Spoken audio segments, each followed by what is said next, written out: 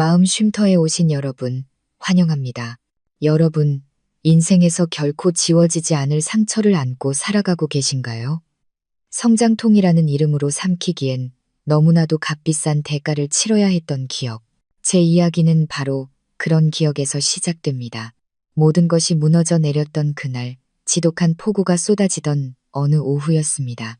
제가 지난 5년간 공들여 쌓아올린 분홍빛 세상이 단 한 번의 따귀질과 거친 밀침, 그리고 차가운 대리석 바닥에 부딪히는 하얀 머리카락으로 산산조각 났던 그날, 비릿한 피냄새가 코를 찔렀고 창밖에 흙냄새 섞인 비냄새마저 집어삼켰습니다.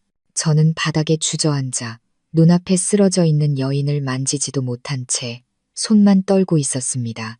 제 어머니, 세상에서 가장 사랑하는 우리 엄마가 거기 누워 있었습니다. 눈은 감겨 있었고 입가에서는 붉은 피가 흘러내리고 있었습니다. 젊은 사람들보다도 윤기 난다며 제가 늘 자랑스러워했던 엄마의 은빛 머리카락은 바닥에 쏟아진 찬물에 엉망으로 젖어 엉겨붙어 있었습니다. 엄마 옆에는 제가 출장에서 큰맘 먹고 사온 2000 도자기 세트의 파편들이 흩어져 있었습니다. 그리고 지옥에서 막 뛰쳐나온 악마처럼 서 있는 한 남자, 박준석, 지난 5년간 제 곁을 지켰던 제 남편이었습니다. 그의 가슴은 거칠게 오르락내리락 했고 충혈된 두 눈은 이글거렸습니다. 분노로 파랗게 솟아오른 힘줄이 드러난 주먹은 여전히 굳게 쥐어 있었습니다. 그는 저를 보지 않았습니다. 자신의 발치에 쓰러진 여자도 보지 않았습니다. 그는 창밖을 자신의 분노처럼 울부짖는 폭우를 보고 있었습니다. 봤어? 이게 바로 분수를 모르고 날뛰는 대가야. 그가 으르렁거렸지만 그 말은 저를 향한 것이 아니었습니다. 고급 가죽 소파에 앉아 유일하게 평온. 아니, 희열에 찬 표정을 짓고 있는 여자는 시어머니, 최 여사였습니다. 그녀는 유일하게 깨지지 않은 찻잔으로 유유히 차를 한 모금 마시며 얇은 입술을 비틀어 냉소적인 미소를 지었습니다. 아들, 잘했다. 시어머니한테 감히 말대꾸하는 버르장머리를 아주 고쳐놔야지. 이 집엔 위아래도 모르는 것들은 발 붙일 곳 없어. 그녀의 말 한마디 한마디가 독침처럼 제 머릿속을 파고들었습니다. 머리가 빙빙 돌았습니다. 눈앞의 현실을 믿을 수가 없었습니다. 불과 15분 전. 엄마는 제 머리를 쓰다듬으며 우리 딸, 요즘 너무 말랐네라며 다정하게 웃고 계셨는데 모든 일은 2주 전부터 시작되었습니다. 준석 씨가 갑자기 사업을 시작하고 싶다고 말했을 때였습니다. 그는 쥐꼬리만 한 월급을 받는 지루한 사무직이 지긋지긋하다고 했습니다. 아주 전망 좋은 레스토랑 사업 아이템이 있는데 자본금이 부족하다는 것이었습니다. 남편을 항상 지지하는 아내로서 저는 주저없이 물었습니다. 얼마나 필요한데요? 그가 말한 액수는 결코 적지 않은 5억 원이었습니다. 저는 잠시 망설였습니다. 돈이 아까워서가 아니라 준석 씨의 사업 수완이 그리 좋지 않다는 것을 알기 때문이었습니다. 하지만 그때 시어머니가 나섰습니다. 꿀처럼 달콤한 목소리로 저를 설득했습니다. 미나야, 네가 아내인데 네가 안 도와주면 누가 돕겠니? 부부는 일심동체야.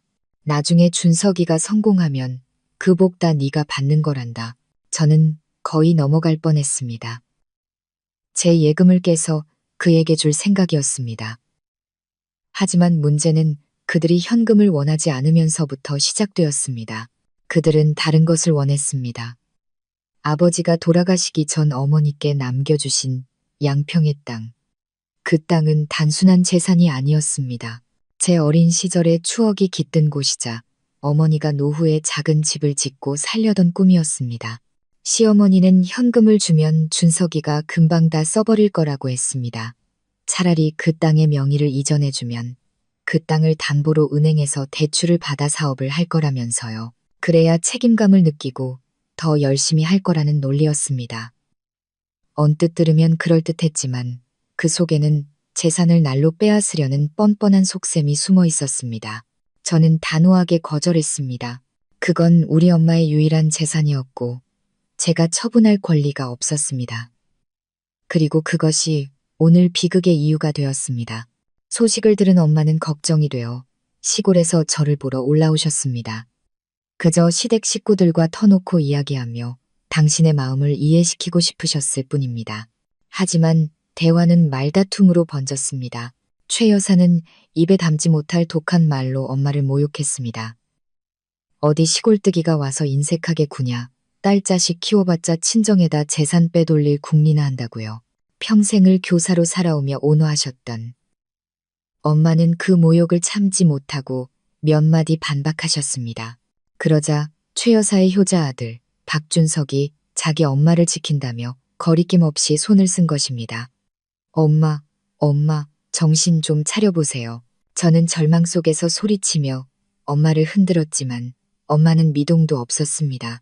저는 떨리는 손으로 휴대폰을 꺼내 119에 전화하려 했지만 쇠처럼 단단한 손이 제 휴대폰을 낚아챘습니다. 준석 씨는 제 휴대폰을 방구석으로 던져 박살냈습니다.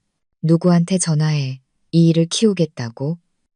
그가 이를 악물고 으르렁거리며 제 머리채를 잡아 뒤로 젖혔습니다. 두피가 찢어질 듯 아팠고 눈물이 뺨을 타고 흘러내렸습니다. 명심해. 오늘 일이 밖으로 새어나가면 여기 누워있는 건 이 늙은이 하나로 끝나지 않을 테니까. 그는 제 얼굴에 바싹 다가섰고 그의 숨결에서는 역한 분노의 냄새가 났습니다. 지금 당장 무릎 꿇고 내 엄마가 여기 와서 분란 일으킨 거 우리 엄마한테 머리 밟고 사죄해. 당장 무릎 꿇고 머리 밟고 사죄하라고? 무엇 때문에? 내 엄마의 재산을 지키려 한 것 때문에. 내 엄마가 의식불명이 될 때까지 맞은 것 때문에. 그의 비상식적이고 잔인한 행동은 제 인내의 한계를 넘어섰습니다. 극심한 공포가 갑자기 사라지고 그 자리에는 무서울 정도의 정적이 찾아왔습니다. 등골을 타고 오르는 차가운 냉기가 온몸으로 퍼져나가 제 눈물마저 얼려버렸습니다. 저는 고개를 들어 그의 충혈된 눈을 똑바로 쳐다봤습니다. 한때 제가 사랑하고 믿었던 그 눈은 이제 낯설고 악랄하기만 했습니다. 시어머니를 보니 그녀는 여전히 팔짱을 낀 채 도전적이고 기대에 찬 눈빛으로 저를 보고 있었습니다. 그리고 마지막으로 제 엄마, 힘없고 외롭게 쓰러져 있는 엄마를 내려다봤습니다. 그 순간 모든 것을 깨달았습니다. 지난 5년 저는 스스로 감독하고 관객이 된 한 편의 연극 속에서 살아왔습니다. 저는 행복한 가정이, 사랑하는 남편이 있다고 스스로를 속여왔습니다. 하지만 아니었습니다.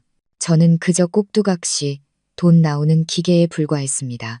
그리고 오늘 제 이용 가치가 그들의 탐욕을 채우기에 부족해지자 그들은 주저없이 벨벳 커튼을 찢고 자신들의 혐오스러운 민낯을 드러낸 것입니다. 지난 몇 년간 제 입가에 처음으로 차갑고 씁쓸한 미소가 떠올랐습니다. 좋아요. 무릎 꿇을게요. 제 목소리는 조금의 떨림도 없이 제 스스로도 놀랄 만큼 평온하게 울려 퍼졌습니다. 준석 씨는 제 변화에 잠시 주춤했지만 이내 제가 완전히 굴복했다고 생각했는지 비웃었습니다. 그는 제 머리카락을 놓고는 자기 엄마 쪽으로 턱짓을 했습니다. 머리 3번 강하게 박아 저는 천천히 무릎을 꿇었습니다.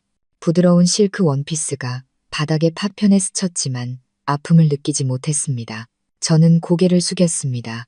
긴 머리카락이 얼굴을 가려 제 눈에 타오르는 불꽃 같은 증오를 감춰주었습니다. 하지만 분노로 떨리는 제 손은 조용히 2번째 휴대폰을 찾아 움직이고 있었습니다. 외투 주머니에 항상 숨겨두었던 준석 씨는 결코 알지 못하는 비밀 휴대폰이었습니다. 화면이 켜졌습니다. 첫 번째로 머리를 박으며 저는 그 안에 엄마를 향한 모든 고통과 굴욕, 그리고 사랑을 담았습니다. 동시에 제 손가락은 냉정할 만큼 정확하게 전송 버튼을 눌렀습니다. 여러분, 이 상황에서 남편의 행동과 아내의 반응에 대해 어떻게 생각하시나요? 전송된 하나의 문자 메시지. 과연 그것이 두 모녀의 운명을 바꿀 수 있을까요? 여러분의 의견을 댓글로 남겨주세요. 그리고 이야기가 흥미롭다면 좋아요와 공유, 그리고 마음 쉼터 채널 구독을 잊지 마세요. 그래야 다음에 흥미진진한 이야기를 놓치지 않으실 수 있습니다. 진심으로 감사합니다. 차가운 대리석 바닥에 이마가 부딪히며 쿵 하는 둔탁한 소리가 울렸습니다. 하지만 저는 아픔을 느끼지 못했습니다. 육체적인 고통이 지금 제 마음을 찢는 고통에 비할 바가 아니었습니다. 저는 고개를 숙인 자세를 유지했습니다. 긴 머리는 여전히 제 눈 속에서 타오르는 증오의 불길을 감추는 커튼 역할을 했습니다. 첫 번째 문자는 이미 전송되었습니다. 내용은 단 한 줄이었습니다. 임 변호사님, 엄마가 맞고 쓰러지셨어요. 저희 집 주소는 엄마를 구해주세요. 임 변호사님은 돌아가신 아버지의 가장 친한 친구이자 제가 아버지처럼 존경하는 베테랑 변호사였습니다. 지금 이 순간 제가 믿고 도움을 청할 수 있는 유일한 분이었습니다. 아직 2번 남았잖아. 귀 먹었어? 최 여사의 조급하고 악독한 목소리가 들려왔습니다.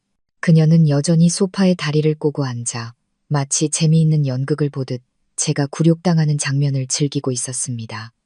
저는 깊은 숨을 들이마셨습니다. 엄마의 피 냄새와 창밖의 축축한 비 냄새가 섞여 폐부로 밀려 들어와 가슴이 답답해졌습니다. 저는 천천히 고개를 들었다가 다시 숙여 2번째로 머리를 박았습니다. 이번에는 지난 5년간의 굴욕, 내 집에서 그림자처럼 살아야 했던 모든 울분을 담았습니다. 동시에 제 손가락은 화면을 스쳐 제 유일한 신복이자 제 진짜 정체를 아는 김 비서에게 2번째 문자를 보냈습니다. 문자는 역시 짧았습니다. 플랜 B 가동.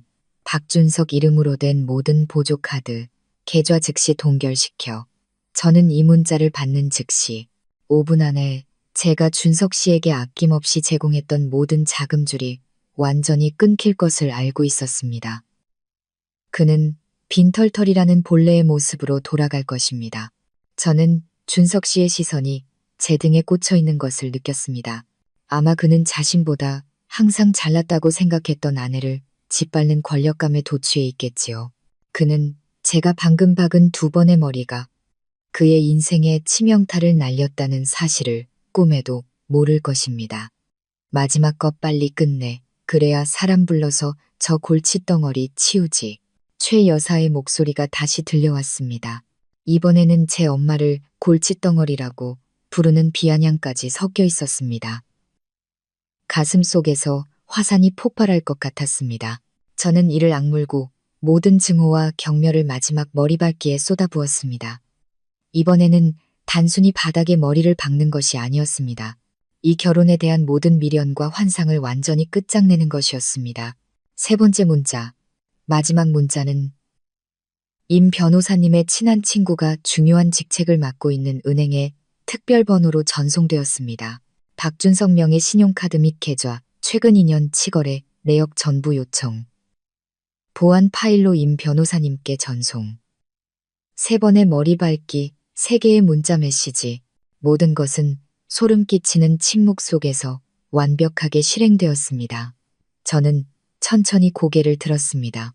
얼굴은 여전히 숙이고 있었지만 판세가 뒤집히기 시작했다는 것을 알았습니다. 저는 손을 짚고 일어나 비틀거리며 엄마에게 다가갔습니다. 더 이상 저 2 인간은 쳐다보지도 않았습니다. 지금 저에게 그들은 공기나 마찬가지였습니다. 저는 엄마 곁에 무릎을 꿇고 이마에 젖어붙은 머리카락을 부드럽게 쓸어 넘겼습니다. 엄마, 병원에 가야 해요. 어딜 가려고?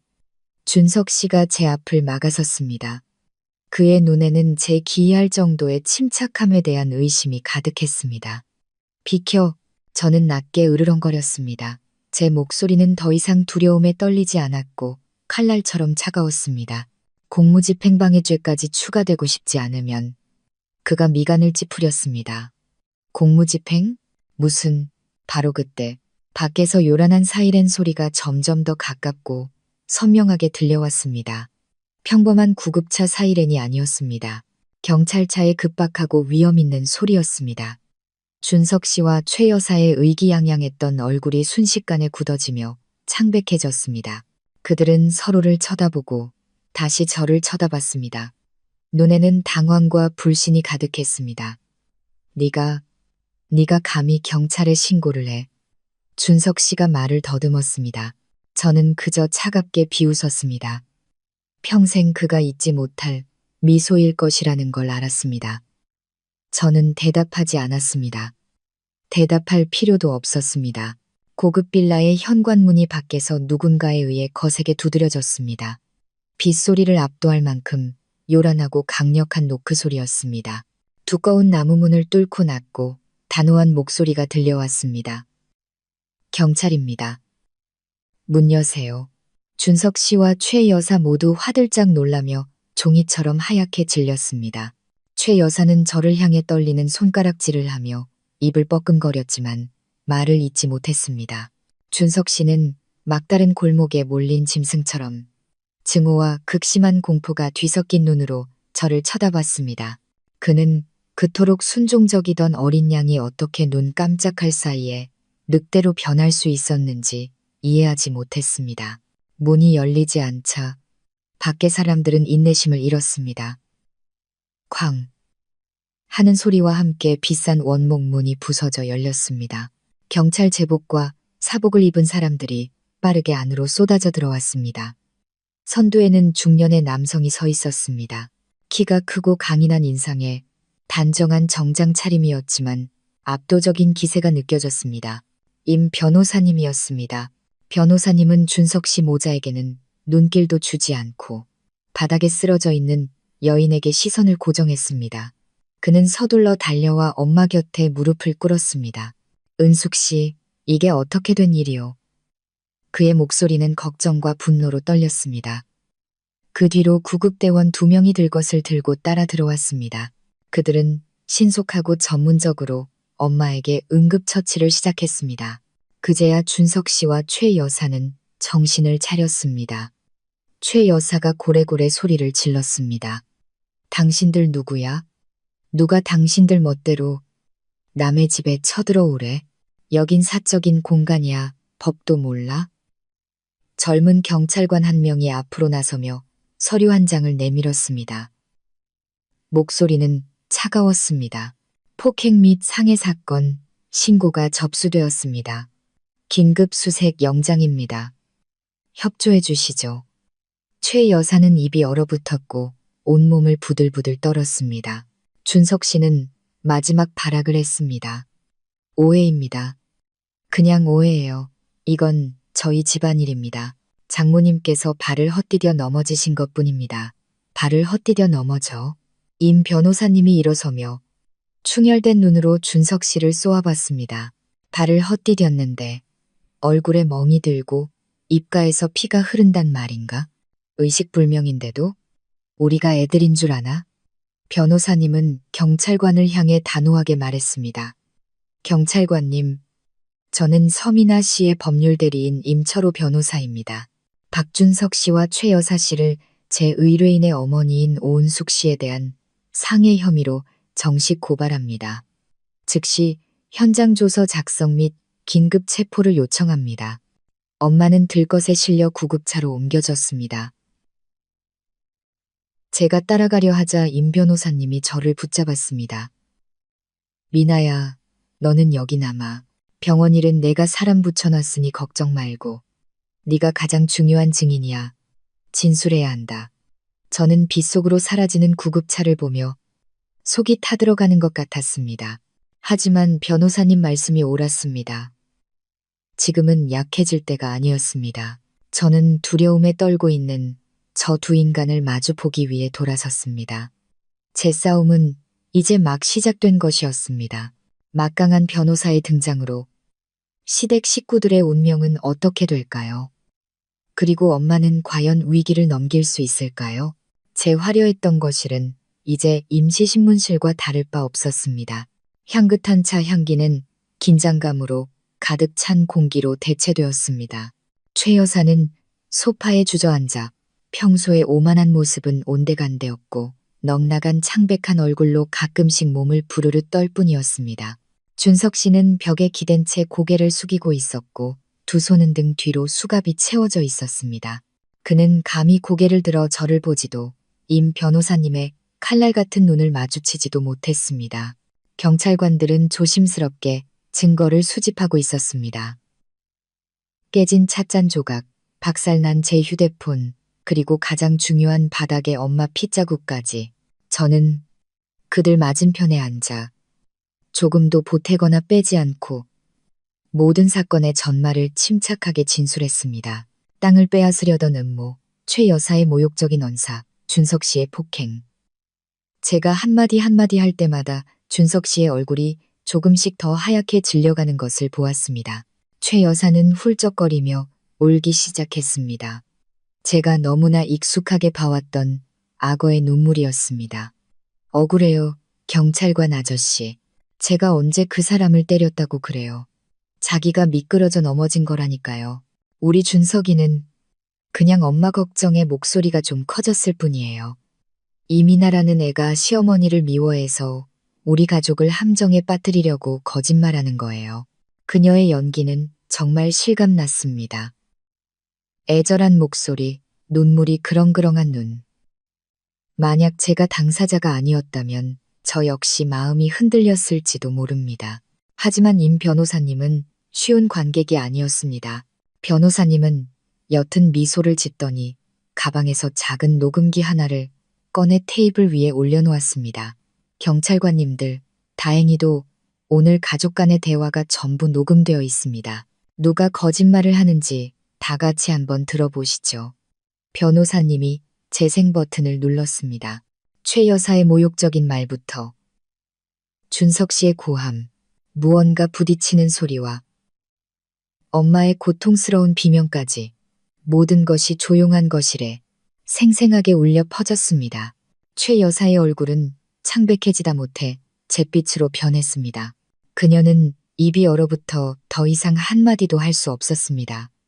녹음이 끝나자 임 변호사님은 그들 모자를 똑바로 쳐다보며 얼음장처럼 차가운 목소리로 말했습니다.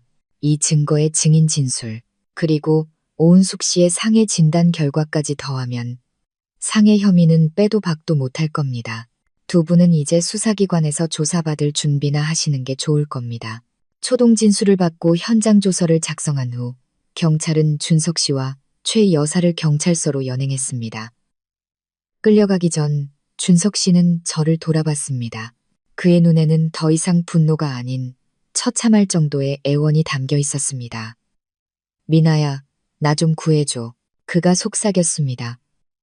저는 그저 조용히 고개를 돌렸습니다. 당신을 구해주면 우리 엄마는 누가 구해주죠? 당신에게 낭비한 내 5년의 청춘은 누가 구해주나요? 집에 저와 임 변호사님만 남게 되자 그제야 다리에 힘이 풀리는 것을 느꼈습니다. 저는 의자에 털썩 주저앉았고 극심한 피로감이 몰려왔습니다. 변호사님이 따뜻한 물 한 잔을 제 손에 쥐어주셨습니다. 이제 괜찮아. 첫 번째 싸움은 우리가 이겼다. 변호사님, 우리 엄마는요? 엄마는 어떠세요? 제가 고개를 들며 떨리는 목소리로 물었습니다. 서울대병원 중환자실에 입원시켰어. 최고의 의료진이 돌보고 있으니 너무 걱정하지 마라. 지금은 네가 좀 쉬어야 해. 그리고 나서 병원에 가자. 저는 고개를 끄덕였지만 마음은 여전히 불안했습니다. 저는 서둘러 변호사님과 함께 병원으로 향했습니다. 늦은 밤, 대학병원 복도는 조용하고 썰렁했습니다. 저는 뛰다시피 중환자실로 향했습니다. 작은 유리창 너머로 침대에 누워 계신 엄마가 보였습니다. 머리에는 하얀 붕대가 감겨 있었고 얼굴은 창백했습니다. 주변에는 복잡한 의료기기들이 가득했습니다. 과장으로 보이는 콧수염을 기른 의사 선생님이 병실에서 나왔습니다. 임 변호사님이 그와 몇 마디 대화를 나누더니 제게 말했습니다. 의사 선생님 말씀으로는 상태가 꽤 심각하대 뇌진탕에 뇌출혈까지 응급수술로 혈종을 제거하셨다고 한다. 수술은 성공적이었지만 앞으로 72시간 동안은 예후를 지켜봐야 한대. 아직 안심할 단계는 아니라고. 변호사님의 말 한마디가 거대한 망치처럼 제 가슴을 내리쳤습니다. 안심할 수 없다고요. 우리 엄마의 목숨이 저 인간들의 탐욕과 악랄함 때문에 풍전등화 신세가 되었다고요. 저는 변호사님 어깨에 기대 엉엉 울음을 터뜨렸습니다. 엄마를 잃을지도 모른다는 두려움은 배신당한 고통보다 훨씬 컸습니다. 변호사님, 저 이제 어떡해요?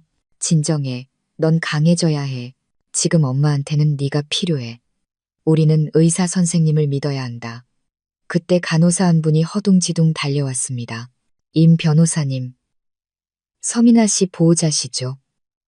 박준석 씨와 최 여사 씨 가족들이 로비에서 소란을 피우며 보호자님을 만나게 해달라고 합니다. 또 그들이었습니다. 저는 서둘러 눈물을 닦았습니다. 증오의 불길이 다시 타올랐습니다. 저는 변호사님과 함께 로비로 내려갔습니다. 아니나 다를까. 시댁 식구들이 한 무리로 몰려와 시시비비를 가리겠다며 병원에 소란을 피우고 있었습니다. 저와 변호사님을 보자 그들은 즉시 몰려들었습니다. 준석 씨의 누나로 보이는 여자가 제 얼굴을 향해 손가락질하며 소리쳤습니다. 서민아, 너도 적당히 해. 네가 내 남편이랑 시어머니를 경찰서에 집어넣고도 성이 안 차. 당장 고소 취하해. 맞아. 부부싸움은 칼로물백이라는데 누가 이렇게 집안 망신을 시켜. 온 집안이 얼굴도 못 들고 다니게 만들 셈이야? 다른 남자가 거들었습니다. 그들은 엄마의 안부는 한마디도 묻지 않았습니다. 조금의 죄책감도 없었습니다. 그들의 눈에 저는 집안을 망친 불효막심한 며느리일 뿐이었습니다. 저는 그들을 보며 차가운 미소를 지었습니다. 고소를 취하하길 원하신다고요? 좋아요. 제 목소리는 또렷하고 단호해서 소란스럽던 무리를 침묵하게 만들었습니다. 그럼 저기 중환자실 앞에 가서 무릎 꿇고 우리 엄마 무사하게 해달라고 빌기나 하세요. 만약 우리 엄마한테 무슨 일이라도 생기면 맹세컨대 박준석과 최 여사를 감옥에 보내는 걸로 끝나지 않을 겁니다. 이 일에 관련된 모든 사람들이 가장 비싼 대가를 치르게 만들겠어요. 제 눈빛과 말은 그들을 주춤하게 만들었습니다. 하지만 저는 이 싸움이 쉽게 끝나지 않을 것을 알았습니다. 그들은 결코 포기하지 않을 것입니다. 그리고 저 역시 엄마를 위해 결코 물러서지 않을 것입니다. 시댁 전체가 저에게 등을 돌린 지금 앞으로 무슨 일이 벌어질까요? 그들의 위협이 저를 흔들 수 있을까요? 그날 밤 병원 로비에서의 대치는 시댁 식구들의 분노에 찬 후퇴로 끝났습니다. 제 단호한 말과 타협 없는 눈빛, 그리고 병원 보안팀의 개입은 그들에게 오늘의 서민아는 더 이상 그들이 알던 순하고 만만한 며느리가 아니라는 것을 깨닫게 해주었습니다. 그들은 떠났지만 저는 그들이 포기하지 않을 것을 확신했습니다. 더 교활한 음모와 수법으로 다시 돌아올 것입니다. 저는 중환자실 복도로 돌아왔습니다. 아까의 강인함은 모두 소진된 듯 했습니다. 저는 차가운 대기 의자에 주저앉아 굳게 닫힌 엄마의 병실 문을 바라봤습니다. 이제는 걱정과 무력감만이 저를 감쌌습니다. 임 변호사님이 옆에 앉아 제 어깨에 따뜻한 손을 얹었습니다. 잘했다. 때로는 사랑하는 사람을 지키기 위해 가시를 세워야 할 때도 있는 법이야. 하지만 변호사님, 너무 무서워요. 제 목소리가 갈라졌습니다. 엄마가 잘못될까봐 무서워요. 그들과 혼자 맞서야 하는 것도 무서워요. 혼자가 아니야. 변호사님이 단호하게 말했습니다. 내 곁엔 내가 있고 친구들이 있고 정의가 있어. 그리고 내 어머니, 그분은 강한 분이시다. 쉽게 쓰러지지 않으실 거야. 지금 네가 할 일은 스스로 굳건히 서는 거야. 변호사님 말씀이 맞았습니다. 저는 무너질 수 없었습니다. 제가 무너지면 누가 엄마를 돌보고 누가 엄마를 위해 정의를 되찾아주겠습니까? 저는 깊은 숨을 들이마시며 모든 두려움을 억눌렀습니다. 슬픔을 행동으로 바꿔야 했습니다. 변호사님, 제가 고개를 들었습니다. 눈빛은 이미 굳건해져 있었습니다. 반격을 시작하고 싶어요. 그 말을 기다리고 있었다. 변호사님이 믿음 가득한 미소를 지었습니다. 어디서부터 시작하고 싶으냐? 돈이요. 저는 망설임 없이 대답했습니다. 그들이 가장 탐내는 것이고 그들을 상대로 제가 사용할 첫 번째 무기가 될 겁니다. 그날 밤 병원 근처의 작은 카페에서 저와 임 변호사님은 첫 번째 계획을 세웠습니다. 제 신복인 김 비서의 지원과 변호사님의 법률적 조언으로 조용하지만 강력한 금융 공격이 시작되었습니다. 저는 바닥에 무릎 꿇고 있던 순간 보냈던 두 번째 문자를 떠올렸습니다. 플랜 B 가동. 박준석 이름으로 된 모든 보조 카드 계좌 즉시 동결시켜. 그 명령은 김 비서에 의해 완벽하게 실행되었습니다. 다음 날 아침 하룻밤의 조사를 받고 풀려난 준석 씨와 최 여사가 가장 먼저 한 일은 집이나 병원으로 오는 것이 아니라 ATM기로 달려가는 것이었습니다. 그는 돈이 필요했습니다. 합의금을 마련하고 변호사를 선임하기 위해 많은 돈이 필요했습니다. 하지만 그가 익숙한 플래티넘 카드를 기계에 넣었을 때 화면에는 거래 불가, 정지된 카드입니다. 라는 차가운 문구만 떴습니다. 그는 당황해서 몇 번이나 다시 시도했지만 결과는 같았습니다. 그는 서둘러 모바일 뱅킹 앱을 열었습니다. 매달 제가 생활비로 큰돈을 입금해 주던 부부 공동 계좌는 이제 잔액이 거의 남아있지 않았습니다. 그는 미친 사람처럼 제게 전화를 걸었지만 저는 받지 않았습니다. 분노와 공포에 찬 문자들이 쏟아졌습니다. 서민아, 계좌에 무슨 짓을 한 거야? 당장 풀어. 죽고 싶어? 저는 읽기만 하고 조용히 모든 내용을 임 변호사님께 증거로 전달했습니다. 준석 씨의 악몽은 이제 시작에 불과했습니다. 그가 저 몰래 졌던 도박 빚의 상환일이 다가왔습니다. 사채업자들은 인내심이 많은 사람들이 아니었습니다. 그들은 전화와 문자로 그를 위협하기 시작했습니다. 제게서 돈을 얻지 못한 준석 씨는 막다른 골목에 몰린 짐승과 같았습니다. 그는 사방으로 뛰어다니며 친척과 친구들에게 돈을 빌리려 했지만 저희 집에서 벌어진 추문 이후 아무도 그에게 돈을 빌려주려 하지 않았습니다. 동시에 저의 두 번째 공격이 시작되었습니다. 지난 5년 동안 남편을 너무 사랑하고 믿었기에 저는 제가 직접 설립한 건축 디자인 회사 미나 건축 디자인을 거의 방치하다시피 했습니다. 저는 멀리서 지시만 내리고 모든 실무는 직원들에게 맡겼습니다. 저는 성공한 여성 사업가라는 정체를 숨기고 평범한 주부처럼 살았습니다. 하지만 오늘 저는 돌아오기로 결심했습니다. 저는 강남 중심가에 위치한 현대적인 오피스 빌딩 회사 본사에서 각 부서장들과의 미팅을 잡았습니다.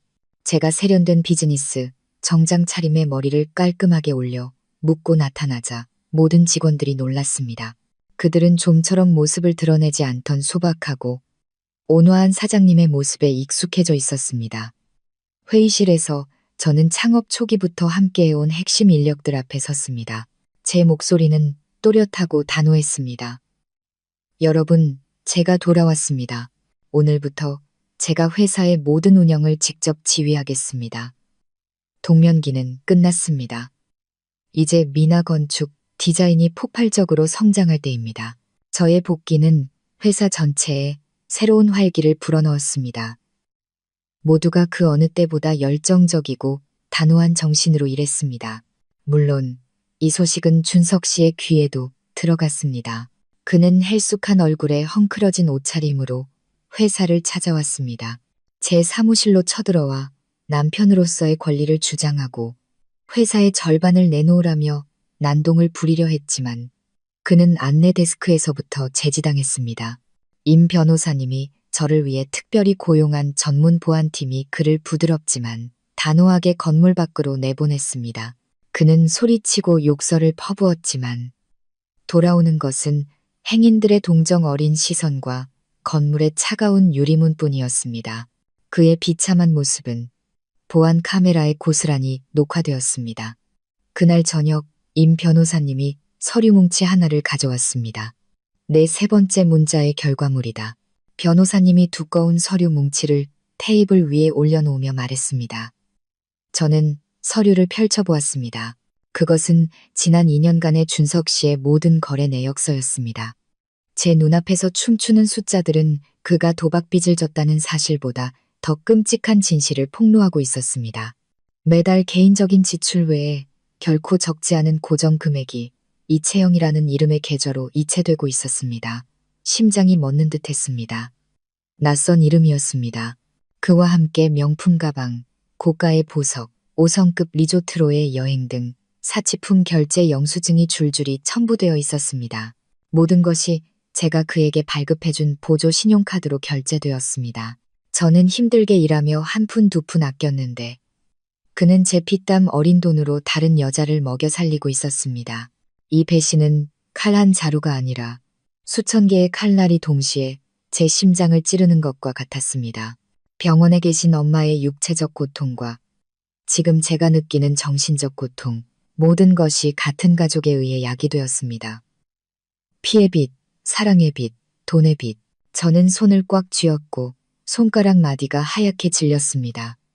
저는 그들이 한 푼도 빠짐없이 모든 빚을 갚게 만들 것입니다. 하지만 그 전에 이채영이 누구인지 알아야 했습니다. 이 미스터리한 여자는 제가 예감하는 더 큰 음모의 열쇠를 쥐고 있었습니다. 빽빽한 숫자로 가득 찬 거래 내역서를 손에 든 제 마음은 차갑게 식어갔습니다. 이채영이라는 이름이 제 머릿속을 떠나지 않았습니다.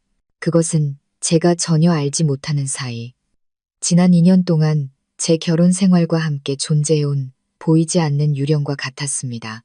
감정적인 배신감의 상처가 아물기도 전에 뻔뻔하게 재산을 이용당했다는 분노가 더해졌습니다. 저는 밤낮을 잊고 일하며 건강과 젊음을 희생하여 이 모든 것을 이룩했습니다. 그런데 그는 제 피와 땀이 서린 그 돈으로 애인을 부양하고 저 자신조차 감히 사지 못했던 사치품을 그녀에게 사주었습니다. 잔인할 정도의 아이러니였습니다. 저는 사무실에 멍하니 앉아 있었습니다.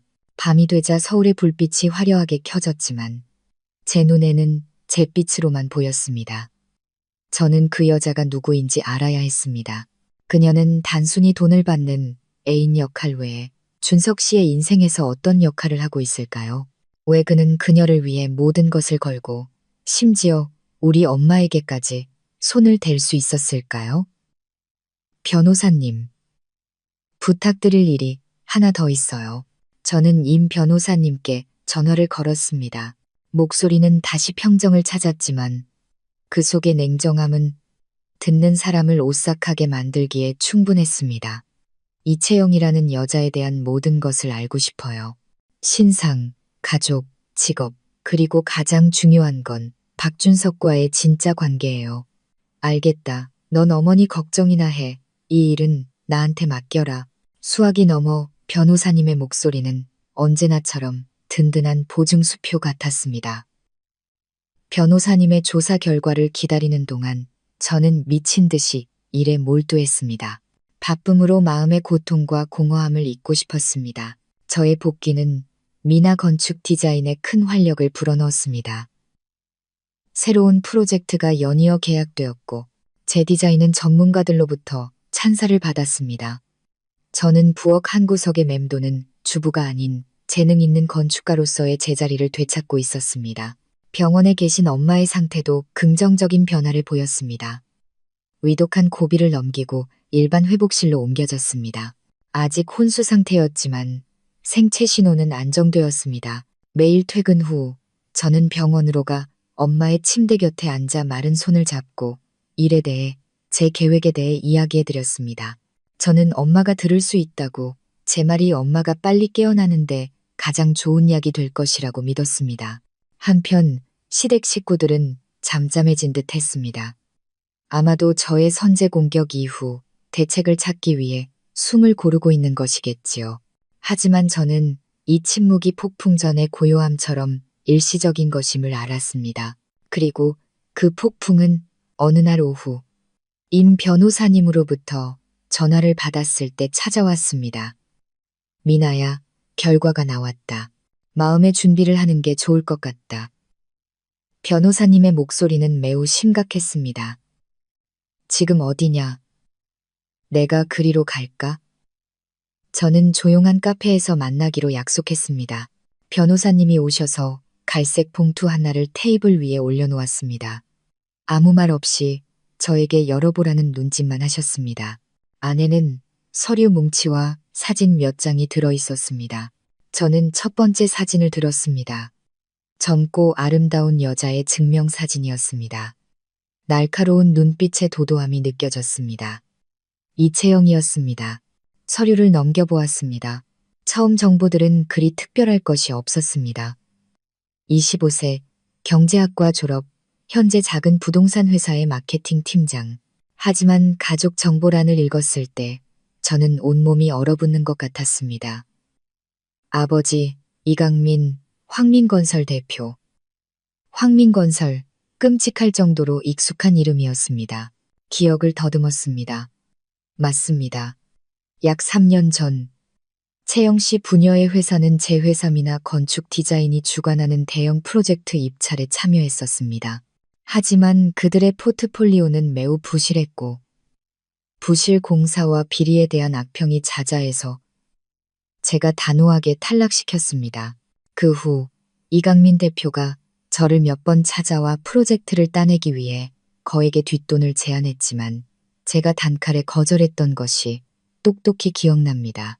그는 분한 표정과 함께 아직 젊어서 세상을 모르는군. 잘났다고 남에게 미움 사지 않는 게 좋을 거야 라는 은근한 협박을 남기고 떠났습니다. 모든 것이 완벽하게 하나로 맞춰졌습니다. 저는 떨리는 손으로 다음 사진들을 들었습니다. 준석 씨와 이 대표가 고급 레스토랑에서 심각한 표정으로 대화하는 사진이었습니다.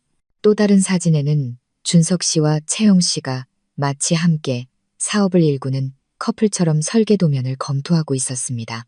그리고 마지막, 가장 혐오스러운 사진은 채영 씨 부녀가 준석 씨, 그리고 최 여사와 함께 화기애애한 가족 파티에서 건배하는 장면이었습니다.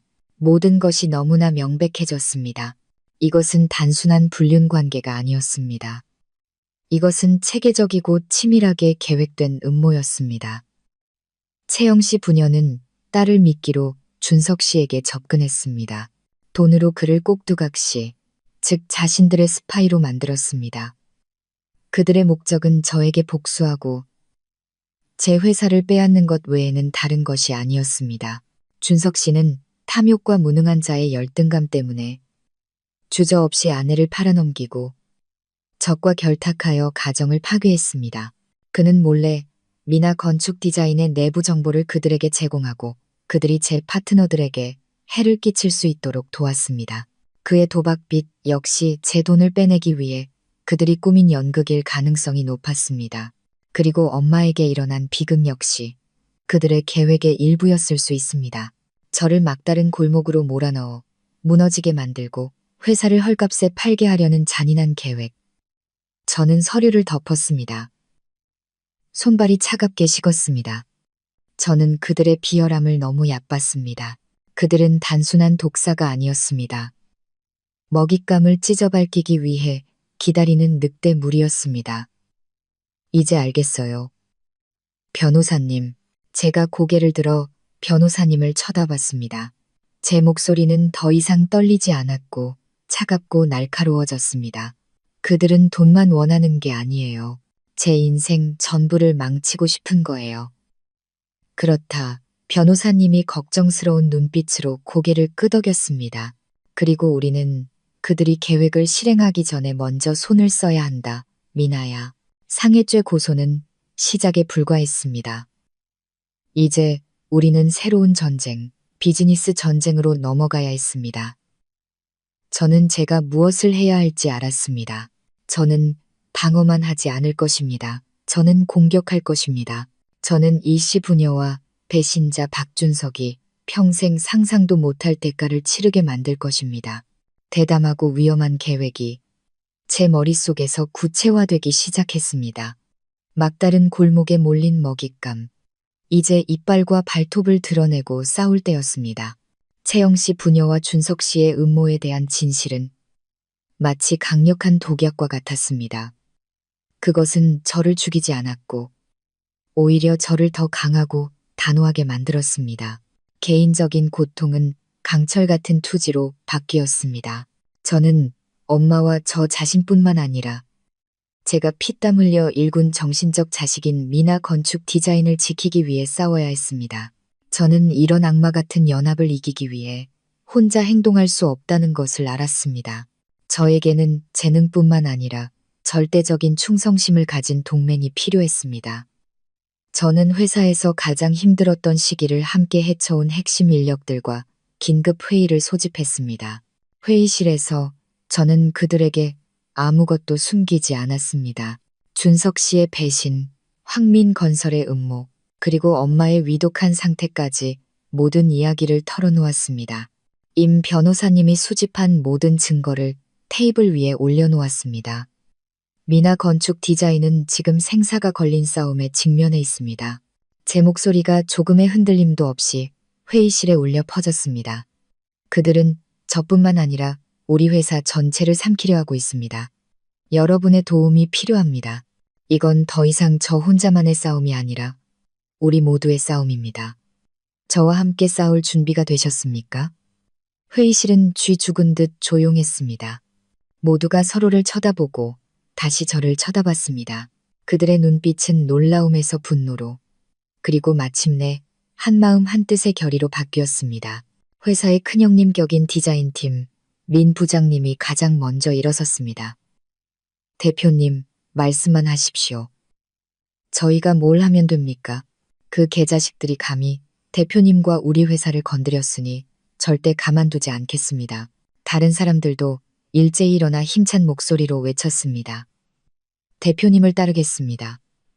그 순간 저는 제가 사람을 잘못 선택하지 않았다는 것을 알았습니다. 지난 수년간 우리가 쌓아온 정과 유대는 값을 매길 수 없는 힘이 되었습니다. 우리는 함께 상세한 반격 계획을 세웠습니다. 저와 제 팀이 비즈니스 전쟁을 위해 밤낮으로 준비하는 동안 예상치 못한 일이 일어났습니다. 준석 씨가 갑자기 집으로 돌아왔습니다. 그는 이전처럼 공격적이거나 불안해 보이지 않았습니다. 대신 매우 비참한 모습이었습니다. 옷은 너덜너덜하고 수염은 덥수룩했으며 눈은 퀭하고 충혈되어 있었습니다.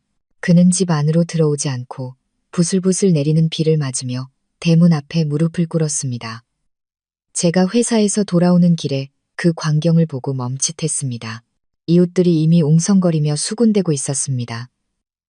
저 인간이 뭘 하는 거지? 또 다른 연극인가? 제 차를 보자 그는 즉시 기어와 비통하게 울부짖었습니다. 미나야, 제발 나 좀 살려줘. 내가 잘못했어. 내가 다 잘못했어. 제발 이번 한 번만 용서해줘. 그는 바퀴를 붙잡고 눈물 콧물을 쏟아냈습니다. 채영이, 그 여자 때문이야. 그 부녀가 나한테 덫을 놨어. 그들이 나한테 그런 짓을 하라고 시킨 거야. 난 널 배신하고 싶지 않았어. 난 너 하나만 사랑해, 미나야. 그의 연기는 정말 완벽했습니다. 애인에게 속아 넘어가 잘못을 저지른 남편이 이제 후회하며 아내에게 용서를 구하는 모습. 사정을 모르는 이웃들은 저를 안타까운 눈으로 보기 시작했고 어떤 사람은 나서서 충고까지 했습니다. 서민아 씨, 뉘우치는 사람은 용서해주는 법이라잖아요. 남편이 저렇게 뉘우치는데 기회를 한번 줘야죠. 저는 그를 보며 극도의 경멸감만 느꼈습니다. 그는 제가 아직도 옛날처럼 저런 악어의 눈물에 쉽게 마음이 약해지는 바보라고 생각하는 걸까요? 저는 아무 말 없이 차에서 내려 쌀쌀맞게 집으로 들어가 문을 쾅 닫았습니다. 밖에서 그가 울부짖으며 애원하는 소리는 무시했습니다. 그날 밤 그는 떠나지 않았습니다.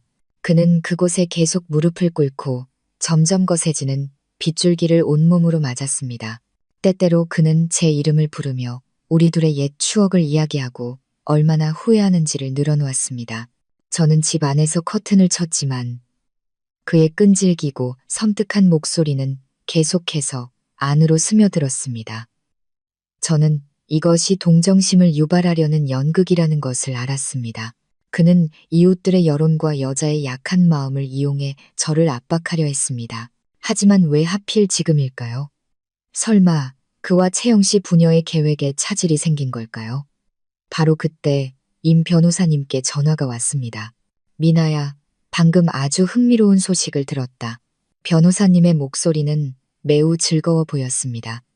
최근 황민건설의 프로젝트 몇 개가 법적인 문제에 부딪혀서 시청 건축과에서 계속 조사를 받고 있단다. 아주 힘든 상황이라고 하더군. 그리고 이 일의 배우는 우리가 아닌 것 같아 제가 미간을 찌푸렸습니다. 우리가 아니면 누구죠? 나도 지금 사람 시켜서 알아보고 있다. 하지만 한 가지 가설이 있어. 아마 그 악마들의 연합에 분열이 생긴 것 같구나. 박준석이 지금 네게 와서 저러고 있는 건 아마 배가 가라앉는 걸 보고 채영 씨 부녀에게 쫓겨났기 때문일 가능성이 크다. 변호사님의 정보는 저를 정신 차리게 했습니다. 이제 이해가 됐습니다. 준석 씨는 후회해서 돌아온 게 아니었습니다. 그는 이용 가치가 다해서 동료들에게 버림받은 것입니다. 그는 마지막 구명줄처럼 저에게 매달리려 하고 있었습니다. 저는 차갑게 비웃었습니다. 정말 대단한 연극이군. 하지만 이제 내가 이 연극에 몇 가지 예상치 못한 반전을 추가해 줄 때가 됐지. 다음 날 아침 준석 씨가 밤새 비를 맞아 거의 탈진했을 때 저는 사람을 시켜 문을 열어주었습니다. 그는 비틀거리며 들어왔고 제가 마음이 약해졌다고 생각했겠지만 그를 맞이한 것은 따뜻한 생강차가 아니라 저와 임 변호사님 그리고 테이블 위에 놓인 서류 뭉치였습니다. 앉아요. 제가 감정 없는 목소리로 말했습니다. 얘기 좀 하죠. 준석 씨는 어리둥절한 표정으로 앉아 저와 변호사님을 번갈아 보았습니다. 눈빛에는 두려움이 가득했습니다.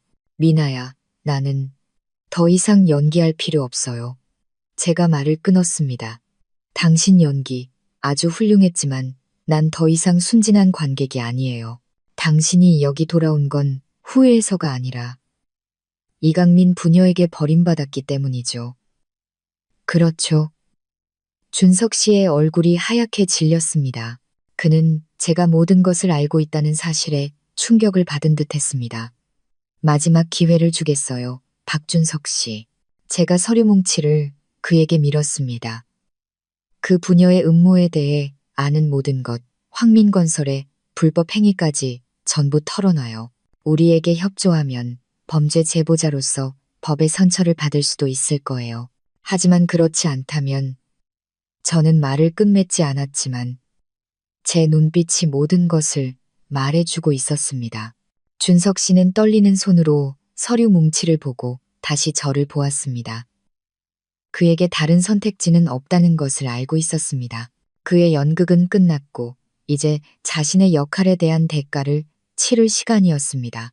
하지만 그와 같은 배신자가 쉽게 협조할까요?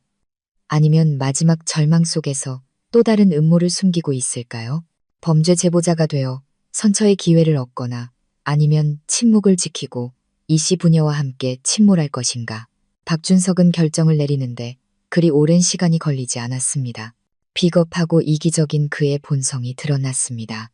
그는 우선 자기 자신을 구하는 길을 택했습니다. 그는 고개를 끄덕이며 떨리고 간절한 목소리로 말했습니다. 말할게. 전부 다 말할게. 제발, 제발 나 좀 살려줘. 미나야, 네가 원하는 건 뭐든지 다 할게. 저는 그를 보며 일말의 희열도 느끼지 못했습니다. 오직 극도의 경멸감뿐이었습니다.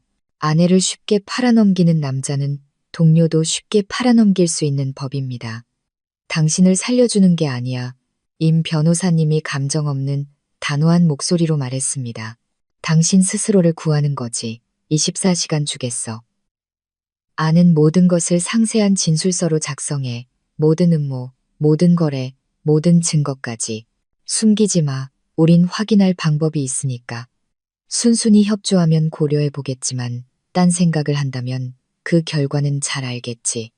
준석 씨는 감시하는 사람이 있는 별도의 방으로 옮겨졌습니다. 그는 마치 반성문을 쓰는 죄 많은 학생처럼 고개를 숙이고 글을 썼습니다.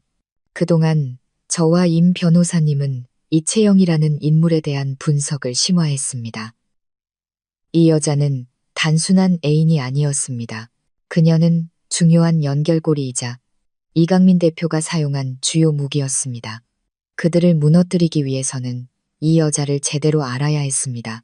내가 수집한 정보에 따르면 변호사님이 서류를 넘기며 말했습니다.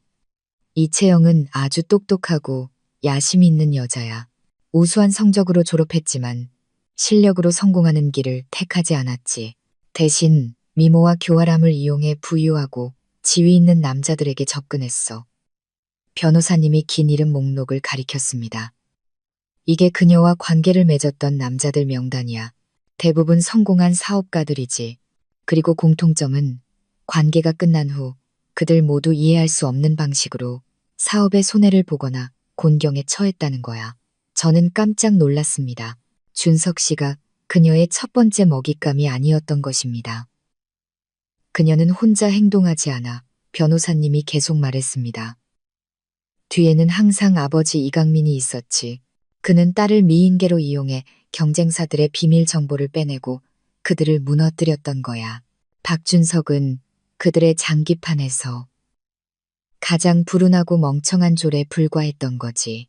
그럼 왜 저를 노렸을까요? 저는 마음속으로 이미 답을 짐작하고 있었지만 물었습니다. 3년 전 네가 그들의 프로젝트를 거절했기 때문이야. 변호사님이 단언했습니다. 이강민처럼 오만하고 부정한 사업가에게 그것은 단순히 이익을 놓친 것뿐만 아니라 굴욕이었던 거지. 그는 원한을 품고 복수할 기회를 기다렸던 거야. 그리고 불만과 열등감에 사로잡힌 박준석은 완벽한 도구가 되었던 거고, 저는 의자의 등을 기댔고 오싹한 기운을 느꼈습니다. 제가 공정한 경쟁만 있다고 생각했던 비즈니스 세계에 이렇게 더럽고 잔인한 음모가 숨어 있을 줄은 몰랐습니다. 저는 아버지께서 가르쳐 주신 도덕적 가치를 너무 순진하게 믿었습니다. 하지만 채영 씨의 모습은 거기서 그치지 않았습니다. 한 가지 이상한 점이 있어. 변호사님이 심각한 표정으로 말했습니다. 이전의 모든 관계에서 이채영은 매우 신중해서 흔적을 남기지 않았어. 하지만 박준석과의 관계에서는 좀 더 허술해 보인단 말이지. 대놓고 만나고 금융거래 증거도 많이 남겼어. 마치 이 관계를 별로 중요하게 생각하지 않는 것처럼. 아니면 다른 목적이 있었거나. 다른 목적이요? 제가 눈살을 찌푸렸습니다. 그래, 박준석이 절대 배신하지 않을 거라고 지나치게 자신했거나 아니면 변호사님이 말을 흐렸습니다. 박준석을 자기만의 더 큰 계획에 이용하고 있었거나 심지어 자기 아버지도 모르는 계획 말이야. 여자의 직감이 변호사님의 두 번째 가설이 맞다고 말해주고 있었습니다. 채영 씨는 아버지 손에 놀아나는 순종적인 꼭두각시가 아니었습니다. 그녀는 똑똑하고 날카로우며 분명 자신만의 야망이 있을 것입니다. 그녀는 자신만의 장기를 두고 있었고 준석 씨는 그저 희생양에 불과했습니다. 하지만 그 장기는 대체 무엇일까? 채영 씨에 대한 미스터리는 점점 더 깊고 위험해졌습니다. 저는 완전히 이기기 위해서는 이채영이라는 이름의 이 방정식을 풀어야 한다는 것을 알았습니다. 그날 저녁 저는 준석 씨의 진술서를 받았습니다. 삐뚤빼뚤하고 떨리는 글씨체, 수많은 수정 자국으로 가득한 열댓 장짜리 자필 진술서였습니다. 그는 모든 것을 자백했습니다. 채영 씨 부녀가 어떻게 접근했는지, 미나건축 디자인을 차지한 후 황민건설의 높은 자리를 약속했는지부터 어떤 정보를 제공했는지, 제 돈을 빼내기 위해 어떻게 가짜 도박 빚을 만들었는지까지. 그는 심지어 채영 씨가 제게 큰 충격을 주어 회사를 운영할 정신이 없게 만들어야 한다며 엄마에게 손을 쓰라고 부추겼다고 인정했습니다. 진술서를 손에 쥐고 저는 무한한 혐오감만 느꼈습니다. 하지만 그중 작은 디테일 하나가 제 주의를 끌었습니다. 준석 씨는 최근 채영 씨가 낯선 남자와 자주 비밀리에 만났다고 했습니다. 그는 그들이 제주도의 한 프로젝트와 수백억 원에 달하는 숫자에 대해 이야기하는 것을 어렴풋이 들었다고 했습니다. 그가 캐묻자 채영 씨는 자기 개인적인 일이니 상관하지 말라며 화를 냈다고 합니다. 개인적인 프로젝트, 미스터리한 남자. 조각들이 맞춰지기 시작했지만 여전히 너무 모호했습니다. 저는 이 정보를 임 변호사님께 전달했습니다. 변호사님은 즉시 사람을 시켜 채영 씨의 최근 활동, 특히 그녀의 외부 관계에 대해 더 깊이 조사하도록 했습니다. 채영 씨에 대한 조사는 우리 중 누구도 예상하지 못했던 완전히 새로운 방향으로 전개되었습니다. 이것은 더 이상 개인적인 복수전이 아니었습니다. 훨씬 더 큰 경제범죄를 파헤치는 사건이 될 참이었습니다. 애인 행세를 하던 이채영의 진짜 모습은 우리가 상상했던 것보다 훨씬 더 무서웠습니다. 준석 씨의 진술서는 마치 음모와 속임수로 가득한 미궁으로 통하는 문을 여는 열쇠와 같았습니다. 그것은 우리가 이미 알고 있던 사실들을 확인시켜 주었고, 특히 채영 씨의 미스터리한 제주도 프로젝트에 대한 새로운 단서들을 드러냈습니다. 임 변호사님과 그의 팀이 그 방향으로 조사를 집중하는 동안 저는 제 연극을 계속해야 할 때라고 결심했습니다. 한 단계 더 높은 수준의 연극을. 저는 준석 씨가 제가 그를 구해주려 한다고 완전히 믿게 만들어 그가 기꺼이 제 손안의 꼭두각시가 되도록 해야 했습니다. 다음 날 아침 저는 사람을 시켜 준석 씨를 빌라로 데려왔습니다. 그는 어제보다 더 비참해 보였습니다. 뜬 눈으로 밤을 새운 듯 눈은 퀭했고 얼굴에는 불안과 공포가 가득했습니다. 저는 그에게 씻고 깨끗한 옷으로 갈아입으라고 한 뒤 서재로 불렀습니다. 저는 커다란 나무 책상 뒤에 앉았고 맞은편에 그는 작고 가엾어 보였습니다. 당신 진술서 읽어봤어요. 제가 차갑지만 날카롭지 않은 목소리로 시작했습니다. 성실하게 쓴 것 같지만 보증이 필요해요. 보증? 네가 시키는 건 뭐든지 할게. 그가 물에 빠진 사람이 지푸라기라도 잡듯 다급하게 대답했습니다. 이채영과의 관계를 계속하세요. 제 말에 그의 얼굴에 떠오른 놀라움을 똑똑히 보았습니다. 네, 뭐라고요? 못 들었어요. 그녀에게 돌아가서 여전히 그녀에게 미쳐있는 연기를 계속하라고요. 그들의 계획에 계속 참여하세요. 하지만 이번에는 당신이 내 눈과 귀가 되는 거예요. 그부녀의 모든 행동, 모든 대화를 저에게 보고해야 해요. 제주도 프로젝트에 대한 정보를 어떻게든 빼내야 하고요. 그는 당황하며 곤란한 표정을 지었습니다. 하지만 그들이 절 믿지 않을 거예요.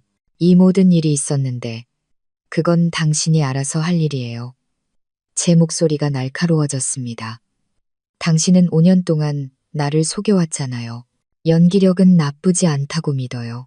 나한테 와서 용서를 빌었지만 쫓겨났다고 이제 막다른 길에 몰려 그들에게 매달릴 수밖에 없다고 말해요. 그들이 당신에게 아직 이용 가치가 있다고 믿게 만들어야 해요. 이게 당신이 실수를 만회할 유일한 기회예요. 박준석 씨, 잘 해내면 재판에서 당신의 감형을 요청하는 걸 고려해 볼 수 있어요. 하지만 그렇지 않다면 결과는 알겠죠. 이 진술서는 바로 수사기관으로 넘어갈 겁니다. 제 제안은 준석 씨에게 양날의 검과 같았습니다. 그는 위험천만한 이중 스파이가 되거나 아니면 감옥에 갈 운명에 직면해야 했습니다. 물론 그의 비겁한 본성상 그는 살아남을 희망이 있는 길을 택했습니다. 알았어. 그렇게 할게. 그의 눈에는 여전히 두려움이 가득했지만 고개를 끄덕였습니다.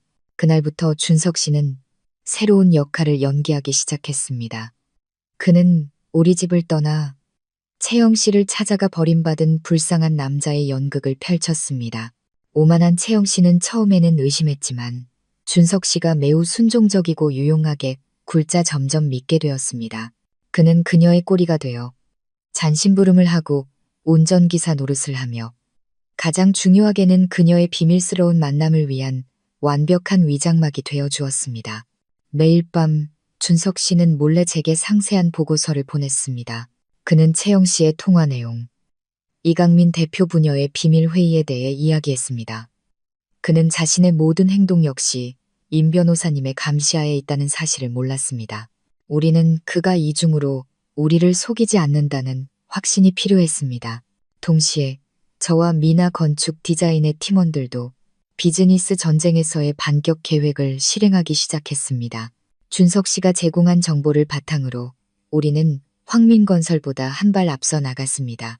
우리는 그들이 노리던 파트너들에게 우연히 접근하여 더 좋은 조건을 제시했습니다. 또한 그들의 과거 프로젝트에 대한 불리한 정보를 우연히 언론에 흘렸습니다. 황민건설은 휘청거리기 시작했습니다. 계약은 줄줄이 취소되고 투자자들은 자금을 회수하기 시작했습니다. 이강민 대표가 수년간 쌓아온 신뢰가 무너지기 시작했습니다. 이 대표 부녀가 위기에 허덕이는 동안 채영 씨는 별로 신경 쓰지 않는 듯 했습니다. 그녀는 여전히 자신만의 제주도 프로젝트에 집중하고 있었습니다. 그리고 마침내 준석 씨를 통해 우리는 그녀가 자주 만나는 미스터리한 남자의 정체를 알게 되었습니다.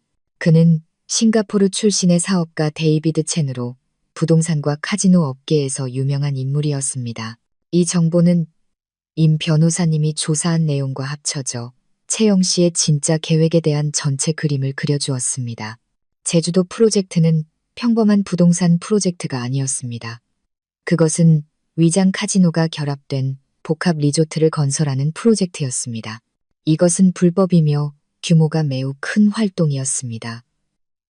채영 씨와 데이비드 첸은 이 프로젝트를 통해 돈 세탁을 하려 하고 있었습니다. 그리고 이 채영은 단순히 야심 있는 애인이 아니라 진짜 경제사범이었습니다. 하지만 우리를 가장 놀라게 한 것은 이 계획에서 그녀의 아버지 이 대표의 역할이었습니다. 그는 전혀 아무것도 모르고 있었습니다. 채영 씨는 아버지를 몰래 속이고 황민건설의 명의와 자회사를 이용해 불법 거래를 진행하고 있었습니다. 그녀는 아버지의 전 재산을 가로채 애인과 함께 해외로 도피할 음모를 꾸미고 있었습니다. 사마귀가 매미를 잡고 그 뒤에서 참새가 노리는 매우 잔인한 계략이었습니다. 이 아이, 자기 아버지보다 더 교활하군. 우리가 모든 정보를 종합했을 때 임 변호사님이 말했습니다. 애인뿐만 아니라 자기 친아버지까지 배신할 준비가 되어 있어. 그럼 이제 어떻게 해야 하죠, 변호사님? 제가 물었습니다. 그 참새가 사마귀를 잡게 놔두는 거지. 임 변호사님이 의미심장한 미소를 지었습니다. 그리고 우리가 그 참새와 먹잇감을 모두 잡는 사냥꾼이 되는 거야. 박준석에게 어떻게든 그 프로젝트의 상세 계획서를 빼내오라고 해. 막을 내릴 시간이 다가오고 있다. 저는 변호사님의 뜻을 이해했습니다. 더 큰 덫이 놓이고 있었습니다. 이번에는 단순한 불륜을 폭로하는 것이 아니라 범죄 조직 전체를 소탕하는 것이었습니다. 하지만 그러기 위해서는 한 가지가 필요했습니다. 부인할 수 없는 증거. 채영 씨가 빠져나갈 수 없게 만들 증거가 필요했습니다. 그리고 저는 오직 한 사람만이 그것을 가져올 수 있다는 것을 알았습니다. 채영 씨와 그녀의 돈 세탁 조직을 위한 덫이 조용히 놓이는 동안 이강민 부녀는 비즈니스 전쟁에서 우리에게 타격을 입은 후 가장 더럽고 직접적인 공격을 감행하기로 결정했습니다. 언론을 이용해 제 명예를 훼손하는 것이었습니다. 그들은 정신적으로 저를 무너뜨리고 대중 앞에서 제 신뢰를 잃게 만들면 미나 건축 디자인도 저절로 무너질 것이라고 생각했습니다. 어느 날 아침 제가 회사에 도착했을 때 일단의 기자들이 로비에서 기다리고 있었습니다. 그들은 저에게 몰려들어 마이크와 카메라를 들이댔습니다. 서미나 대표님, 박준석 씨의 결혼 생활에 끼어든 제3자가 맞습니까? 시어머니를 해치워 병원에 입원시켰다는 정보가 있는데 사실인가요? 왜 시어머니가 아프신 직후 남편의 모든 자금줄을 끊었습니까? 악의적인 질문들이 쉴 새 없이 쏟아졌습니다. 저는 무슨 일이 일어나고 있는지 몰라오하니 벙벙했습니다. 어떻게 그들이 이렇게 뻔뻔하게 진실을 왜곡할 수 있을까요? 저는 피해자에서 순식간에 가정을 파괴한 상간녀, 불효한 며느리가 되어 있었습니다. 보안팀이 저를 재빨리 엘리베이터로 호위했습니다. 사무실에 올라가서야 모든 일의 전말을 알게 되었습니다. 한가십성 신문의 일면과 소셜미디어에 걷잡을 수 없이 퍼지고 있는 것은 최 여사와의 단독 인터뷰였습니다.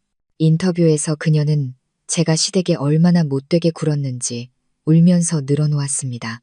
그녀는 제가 외도를 하다가 발각되자 죄를 덮기 위해 시어머니까지 해친 파렴치한 여자로 저를 묘사했습니다. 그녀의 이야기는 매우 비극적이고 불쌍하게 꾸며져 대중의 심리를 정확히 파고들었습니다. 그들은 제가 불행한 결혼 생활을 하던 건축가로 남편의 재산을 가로채기 위해 가짜 변호사와 짜고 일을 꾸몄다는 이야기를 만들어냈습니다. 임 변호사님까지 끌어들인 것입니다. 제가 준석 씨에게 폭행당한 사건은 저와 제 애인이 꾸민 자작극으로 묘사되었습니다. 여론이 들끓었습니다. 사람들은 진실에 관심이 없었습니다. 그저 심판할 이야깃거리가 필요했을 뿐입니다. 저는 비난의 중심이 되었습니다. 뻔뻔한 상간녀, 남편 뺏고 시어머니까지 해친 독사 같은 면 같은 악플들이 보이지 않는 칼날이 되어 저를 찔렀습니다. 미나 건축 디자인의 파트너들은 걱정스러운 전화를 걸어오기 시작했습니다. 협상 중이던 몇몇 계약은 보류되었습니다. 이강민 부녀가 만들어낸 언론의 폭풍은 실제로 효과를 보고 있었습니다. 진정해, 미나야. 이게 바로 그들이 원하는 거야. 임 변호사님이 제 사무실에서 맞은편에 앉아 말했습니다. 변호사님의 목소리는 폭풍 속 바위처럼 굳건했습니다. 그들은 네가 당황하고 방향을 잃고 실수하기를 바라고 있어. 우리가 격하게 반응할수록 그들은 더 신나서 우리를 비난할 거야. 하지만 이렇게 진실을 왜곡하게 내버려 둘 수는 없어요. 제가 주먹을 꽉 쥐며 말했습니다. 제 명예, 우리 엄마의 명예, 그리고 변호사님의 명예까지 그들에게 짓밟히고 있다고요. 알고 있다. 그래서 우리는 반격할 거야. 변호사님이 날카로운 눈빛으로 말했습니다. 하지만 신문지상에서 말싸움하는 방식이 아니야. 우리는 진실로, 법으로 반격할 거다. 그리고 가장 치명적인 순간에 그렇게 할 거야. 변호사님은 이미 계획이 있었습니다. 그는 서둘러 기자회견을 열어 해명하지 않았습니다. 대신 조용히 모든 기사와 악플들을 수집하여 명예훼손죄로 상세한 고소장을 준비했습니다. 동시에 준석 씨와 최 여사의 상해죄 사건 수사 속도를 높였습니다. 불은 물로 꺼야 하지만 이런 더러운 불은 홍수로 꺼야 한다. 변호사님이 말했습니다. 그들이 조금 더 의기양양하게 놔두자. 높이 올라갈수록 떨어질 때 더 아픈 법이니까. 그 와중에 저는 준석 씨에게서 전화를 받았습니다. 수화기 넘어 그의 목소리는 희열과 승리감에 차 있었습니다. 어때, 서민아? 사회의 죄인이 된 기분이 즐거워? 내가 말했지. 나랑 장난치지 말라고. 이제 내게 남은 길은 하나뿐이야. 모든 고소를 취하하고 회사를 나한테 넘기고 이 도시에서 꺼져. 그렇지 않으면 넌 명예뿐만 아니라 무고죄로 감옥에 갈 수도 있을 거야. 그렇게 생각하세요? 제가 이상할 정도로 평온한 목소리로 대답했습니다. 두고 보죠, 박준석 씨. 누가 감옥에 가게 될지. 저는 전화를 끊었습니다. 그의 협박은 더 이상 저를 두렵게 하지 못했습니다. 그것은 제 안의 증오의 불길을 더 거세게 타오르게 할 뿐이었습니다. 저는 이 싸움에서 더 이상 물러설 길이 없다는 것을 알았습니다. 저는 이겨야 했습니다. 저 자신뿐만 아니라 저를 믿고 곁을 지켜준 모든 사람들을 위해서. 이 언론 전쟁은 바로 두뇌 싸움이었습니다. 그들은 교활함과 여론이라는 이점을 가지고 있었습니다. 그리고 저에게는 진실과 완벽하게 실행되고 있는 계획이 있었습니다. 하지만 과연 진실이 이미 펼쳐진 더러운 미디어 네트워크를 이길 힘이 있을까요? 이강민 부녀와 준석 씨 가족이 만들어낸 언론의 폭풍은 계속해서 몰아쳤고 매일 더 정교하고 악랄하게 꾸며진 새로운 기사들이 쏟아졌습니다. 그들은 저를 목적을 위해 수단과 방법을 가리지 않는 현대판 마녀처럼 묘사했습니다. 미나 건축 디자인은 심각한 타격을 받기 시작했습니다. 일부 직원들은 동요했고 오랜 파트너 몇몇도 거리를 두기 시작했습니다. 저는 여론, 일, 그리고 심지어 지인들로부터 사방에서 압박을 받았습니다. 하지만 저는 무너지지 않았습니다. 막다른 골목에 몰릴수록 제 의지는 더욱 강철처럼 단단해졌습니다. 저는 임 변호사님을 우리가 세운 계획을 믿었습니다. 때가 무르익었다. 폭풍이 시작된 지 일주일 후 변호사님이 제게 말했습니다. 내일 기자회견을 열자. 기자회견은 국내 유수의 언론사 대부분이 참석한 가운데 대형 컨벤션 센터에서 열렸습니다. 저는 피해자의 고통스러운 얼굴이 아닌 세련된 흰색 정장을 입고 나타났습니다. 가벼운 화장을 한 얼굴에서는 자신감과 단호함이 느껴졌습니다. 제 곁에는 임 변호사님과 든든한 변호인단이 함께했습니다. 저는 연단에 올라 수백 개의 카메라 렌즈와 호기심 가득한 눈빛들을 마주했습니다. 저는 해명이나 하소연으로 시작하지 않았습니다. 저는 단 한마디 짧은 문장으로 시작했습니다. 진실은 많은 말을 필요로 하지 않습니다. 오늘 저는 증거들이 스스로 말하게 할 것입니다. 제 뒤에 대형 스크린이 켜졌습니다. 첫 번째로 상영된 영상은 바로 저희 집 내부의 CCTV 영상이었습니다. 준석 씨와 최 여사가 엄마를 폭행하는 모든 장면이 담겨 있었습니다. 준석 씨의 고함, 무언가 부딪히는 소리, 바닥에 쓰러지는 엄마의 모습, 모든 것이 잔인할 정도로 선명하고 사실적이었습니다. 회견장은 쥐 죽은 듯 조용해졌고 놀라움에 찬 숨소리만 들렸습니다. 영상이 끝나자 저는 그들이 정신을 차릴 틈도 주지 않았습니다. 이것이 그들이 말하는 장모님이 미끄러져 넘어지신 방식입니다. 제가 비꼬는 투로 말했습니다. 그리고 이것이 이 며느리가 시댁을 해친 이유입니다. 화면은 녹취록으로 바뀌었습니다. 내가 말하는데 너 이 집 사람이 됐으면 내 말 들어야 해. 그 땅 내가 안 줘도 뺏을 거야. 최 여사의 목소리가 울려 퍼지며 재산을 빼앗으려는 음모를 폭로했습니다. 그리고 그들 가족 전체의 비밀회의 녹음이 이어졌습니다. 이제 이혼 얘기를 해야 해. 가장 중요한 건 그 펜트하우스야. 그들의 모든 음모와 더러운 계획이 백일화에 드러났습니다. 하지만 그게 다가 아니었습니다. 그리고 이것이 제 목소리가 단호해졌습니다. 그들이 제가 배신했다고 말하는 남편의 진짜 모습입니다. 화면에는 준석 씨와 채영 씨가 다정하게 함께 있는 사진들, 명품 쇼핑 영수증, 호화로운 여행 사진, 그리고 마지막으로 준석 씨가 제 돈을 횡령하여 애인에게 썼다는 사실을 폭로하는 상세한 은행 거래 내역서가 떴습니다. 그리고 이 여자가 제 남편이 만나던 여자입니다. 채영 씨의 사진이 선명하게 나타났습니다. 황민건설 대표 이강민 씨의 딸 이채영 씨입니다. 3년 전 저희 회사와의 협력을 거절당했던 바로 그 경쟁사죠. 모든 것이 연결되었습니다. 회견장은 경악으로 술렁였습니다. 기자들은 미친 듯이 키보드를 두드렸고 전화벨이 계속 울렸습니다. 단순한 애정 스캔들이 조직적인 경제 음모로 변하는 순간이었습니다. 마지막으로 저는 결정타를 날렸습니다. 여러분께서 방금 보신 것은 진실의 일부에 불과합니다. 이 모든 증거와 증인들의 진술은 이미 수사기관에 제출되었습니다. 상해 및 사기 혐의에 대한 형사사건 기소 명령이 오늘 아침 검찰에서 승인되었습니다. 진짜 폭탄이 터졌습니다. 기자회견은 언론의 혼란 속에서 끝났습니다. 저는 더 이상 어떤 질문에도 답하지 않았습니다. 저는 변호인단과 함께 보안팀의 호의를 받으며 떠났고 뒤에는 정보의 대지진을 남겼습니다.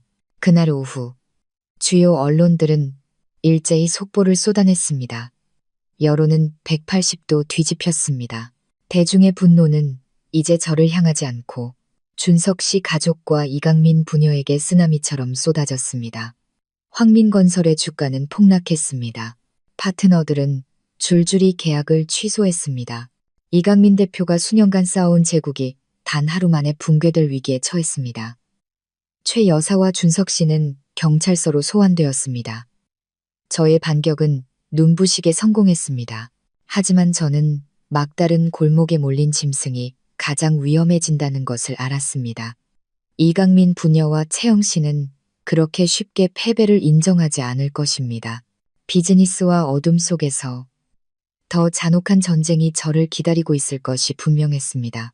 저의 기자회견은 준석 씨 가족과 채영 씨 부녀의 악마 연합을 완전히 파괴하는 연쇄 폭발의 도화선과 같았습니다. 여론의 폭풍과 법의 개입은 그들이 손쓸 틈도 없이 덮쳤습니다. 황민건설은 유망한 건설회사에서 순식간에 비난의 중심이 되었습니다. 프로젝트는 중단되고 은행 대출은 동결되었습니다. 항상 자신만만하고 오만했던 이강민 대표는 이제 무너져가는 사업을 구하기 위해 사방으로 뛰어다녀야 했습니다. 하지만 모든 문은 그의 앞에서 굳게 닫힌 듯 했습니다. 누구도 경영진이 법적 문제와 도덕적 추문에 휩싸인 회사와 협력하고 싶어 하지 않았습니다.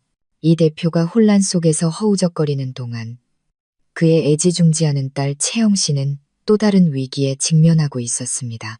스캔들의 압박과 수사기관의 소환은 그녀를 더 이상 침착하게 놔두지 않았습니다. 하지만 그녀를 가장 두렵게 한 것은 법이 아니라 그녀의 비밀애인 데이비드 첸의 무서운 침묵이었습니다. 싱가포르 사업가와의 모든 연락이 갑자기 끊겼습니다. 전화는 연결되지 않았고 이메일에는 답이 없었습니다. 그녀 인생 최대의 도박이었던 제주도 위장 카지노 프로젝트는 갑자기 불투명해졌습니다.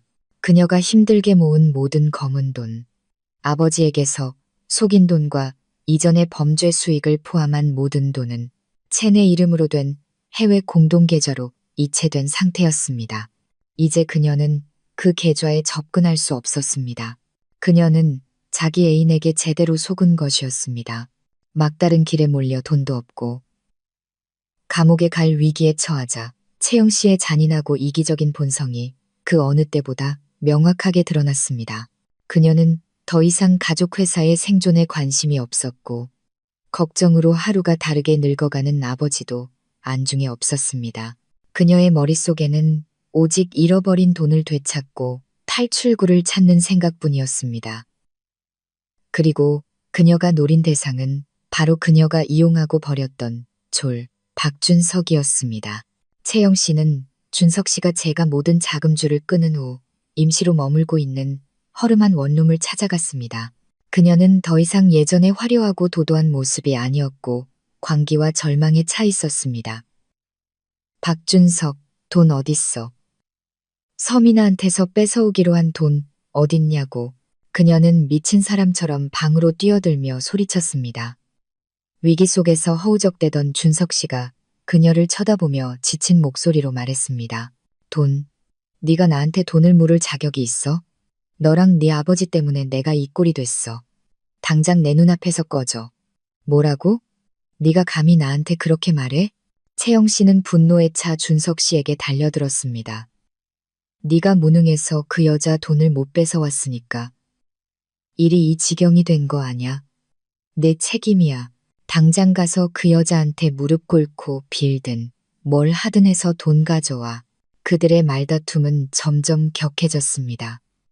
그들은 더 이상 음모 속의 동맹이 아니라 상처 입고 서로를 물어뜯는 두 마리의 짐승이었습니다. 서로를 비난하며 그들은 함께 저질렀던 모든 비밀과 더러운 짓들을 폭로하기 시작했습니다. 그리고 불행하게도 그들의 모든 대화는 임 변호사님의 사람이 며칠 전 준석 씨의 원룸에 몰래 설치해둔 초소형 녹음기에 고스란히 녹음되었습니다. 그 시각 다른 곳에서는 더 극적인 대화가 벌어지고 있었습니다. 며칠 동안 채영 씨와 연락이 닿지 않았던 이강민 대표는 딸이 사는 고급 아파트로 직접 찾아갔습니다. 그는 불길한 예감을 느꼈습니다. 그가 예비 열쇠로 문을 열고 들어갔을 때 끔찍한 광경이 그의 눈에 들어왔습니다. 아파트는 전쟁터처럼 어질러져 있었고 여행 가방, 옷, 서류들이 여기저기 흩어져 있었습니다. 채영 씨는 황급히 짐을 챙기고 있었고 마치 도망갈 준비를 하는 것처럼 보였습니다. 너 지금 뭐 하는 거냐? 이 대표가 고함쳤습니다. 채영 씨는 깜짝 놀라 돌아섰고 아버지를 보자 얼굴이 창백해졌습니다. 아빠, 어떻게 여기에? 내가 여기 없었으면. 내 사랑스러운 딸이 늙은 아버지는 뒷수습이나 하라고 내버려 두고 도망치려 했다는 걸 어떻게 알았겠냐. 이 대표가 쓰라림과 실망에 찬 목소리로 말했습니다. 제주도 프로젝트는 또 뭐고, 데이비드 채는 누구야? 사실대로 말해. 아버지에게 막다른 길로 몰린 채영 씨는 더 이상 숨길 수 없다는 것을 알았습니다. 그녀는 눈물과 분노 속에서 소리쳤습니다. 사실은 이딴 삶, 이제 지긋지긋해요. 아빠 손에 놀아나는 꼭두각시 노릇도 지쳤다고요. 나도 내 인생을 살고 싶어요. 그 돈은 내 돈이에요. 아빠는 손댈 권리 없어요. 네가 감히.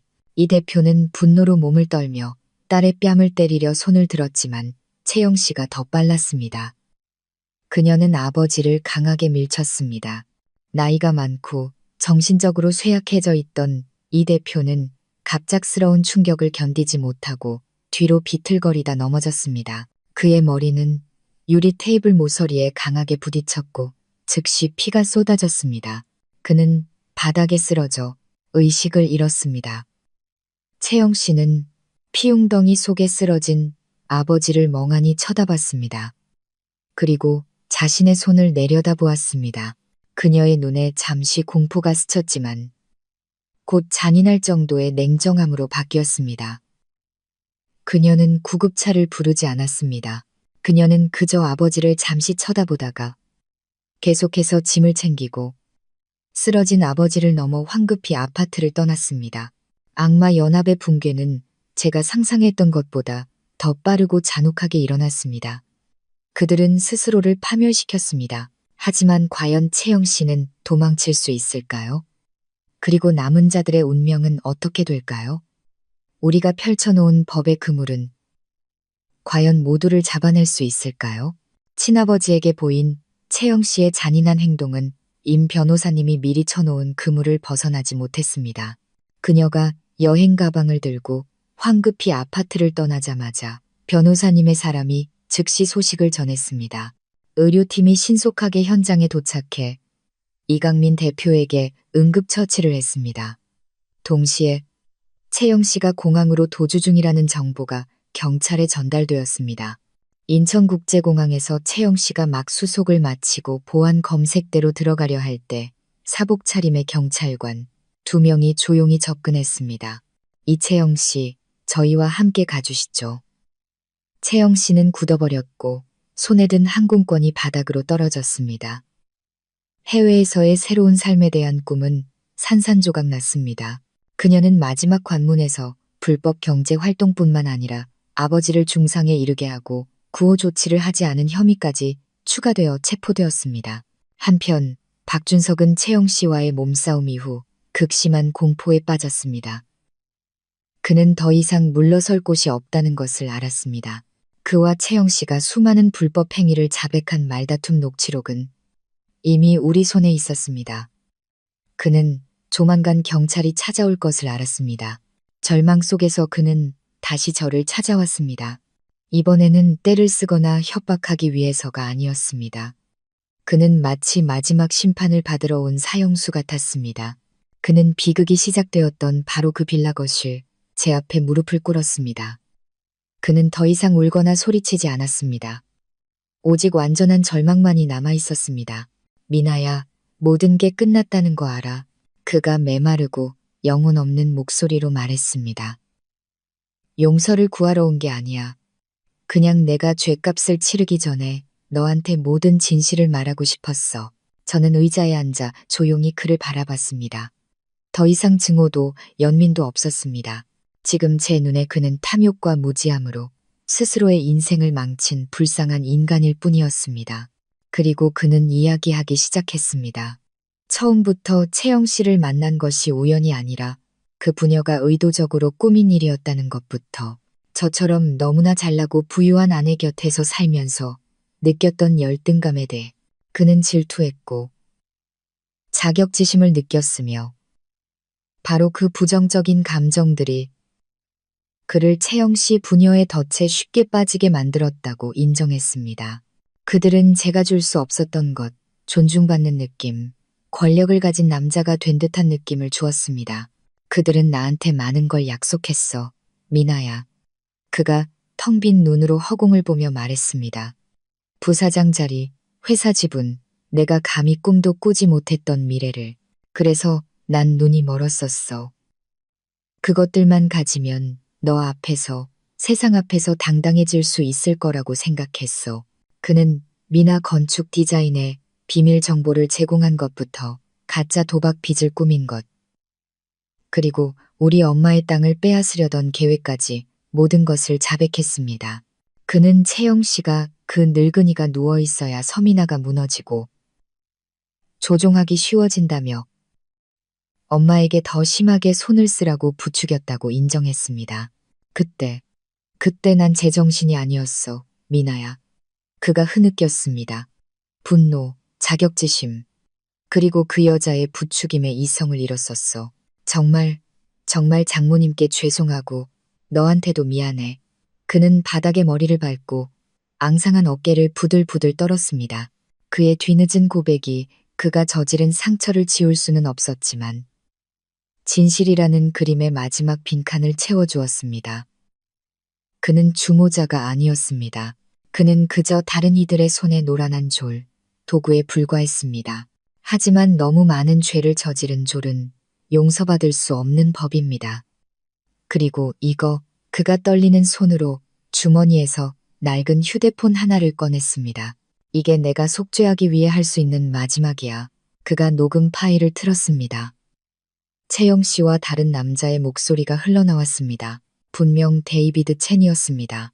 그들은 제주도에서의 돈 세탁 계획, 해외로 돈을 빼돌리는 방법, 그리고 계획이 성공한 후 이강민 대표를 어떻게 처리할지에 대해 상세하게 논의하고 있었습니다.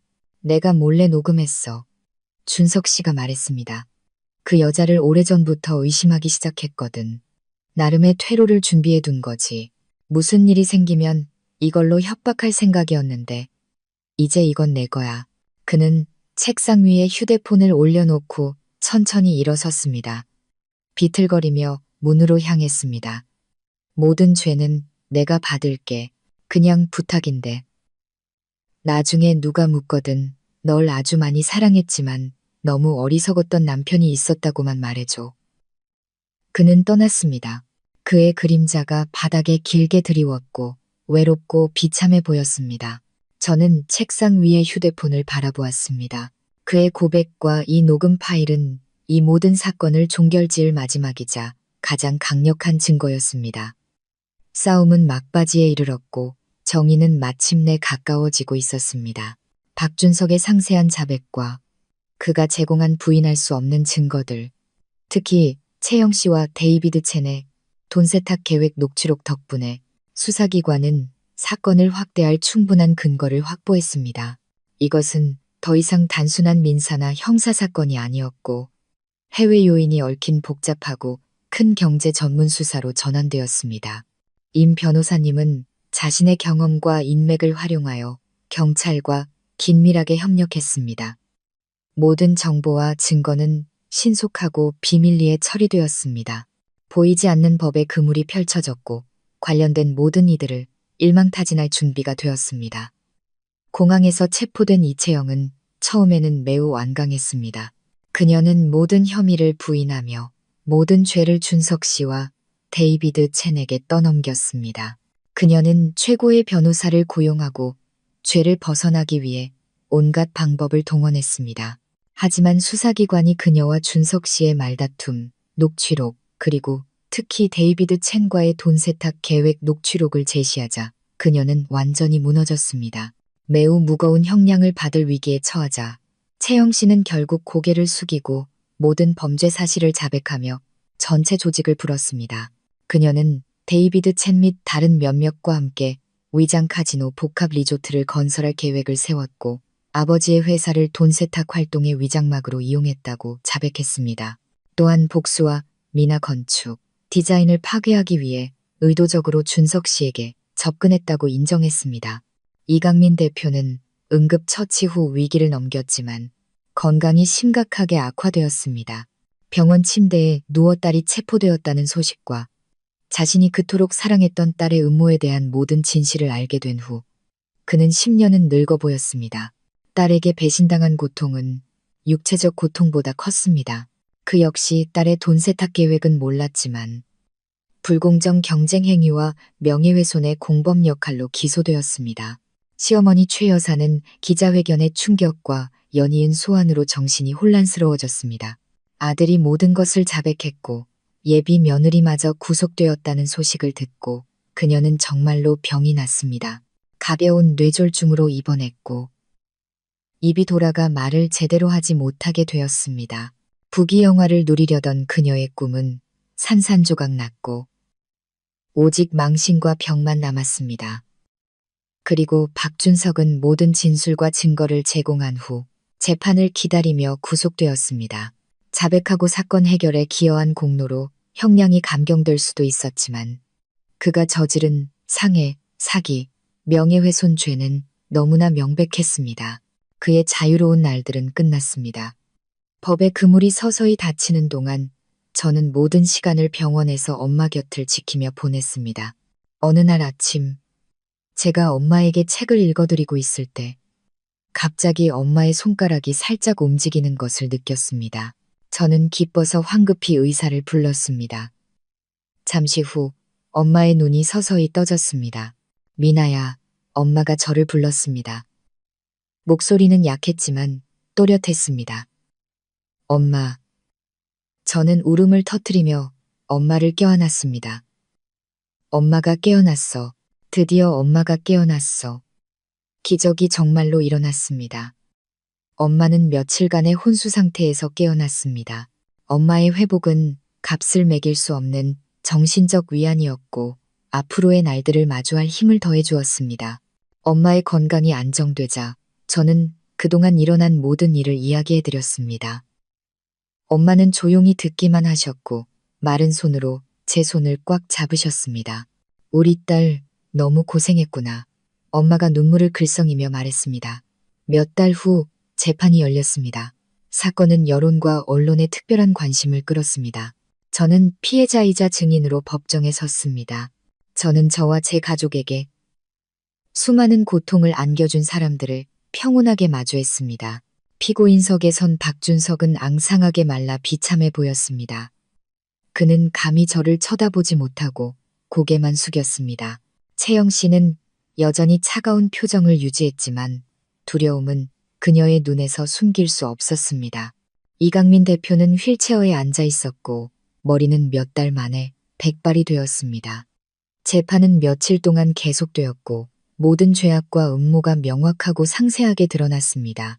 변호인들은 최선을 다했지만 너무나 명백한 증거 앞에서 모든 변명은 무의미했습니다. 선고일, 법정은 쥐 죽은 듯 조용했습니다. 마침내 정의가 실현되었습니다. 재판 마지막 날, 법정은 사람들로 가득 찼습니다. 관련자들 외에도 수많은 기자들과 사건에 관심을 가진 시민들이 자리를 메웠습니다. 저는 피해자석에 앉았습니다. 옆에는 엄마와 임 변호사님이 계셨습니다. 엄마는 건강이 완전히 회복되지 않았음에도 불구하고 정의가 실현되는 것을 직접 보고 싶다며 오셨습니다.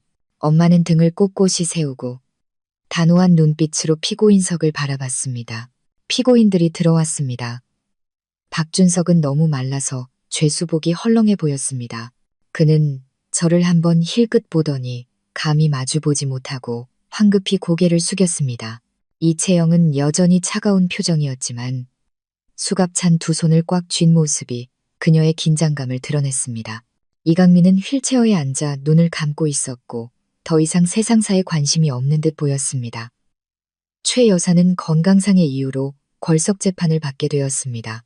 중년의 엄숙한 얼굴을 한 재판장이 판결문을 읽기 시작했습니다. 그의 목소리는 조용한 공간에 또렷하고 단호하게 울려 퍼졌습니다. 피고인들의 각 죄목과 범죄 행위가 상세하게 분석되고 선고되었습니다. 피고 이채영은 조직적인 사기 및 돈 세탁 범죄의 주모자이자 상해 사건의 교사범으로서 그 결과가 특히 중대하므로 피고 이채영에게 무기징역을 선고한다. 법정 안에서 옹성거리는 소리가 들렸습니다. 잔인한 주모자에게 내려진 최고형이었습니다. 채영 씨는 굳어버렸습니다. 그녀의 눈은 커졌지만 눈물은 한 방울도 흘리지 않았습니다. 아마도 이런 결과를 예상했을 것입니다. 재판장은 계속해서 읽었습니다. 피고 박준석은 상해, 사기, 명예훼손죄를 저질렀다.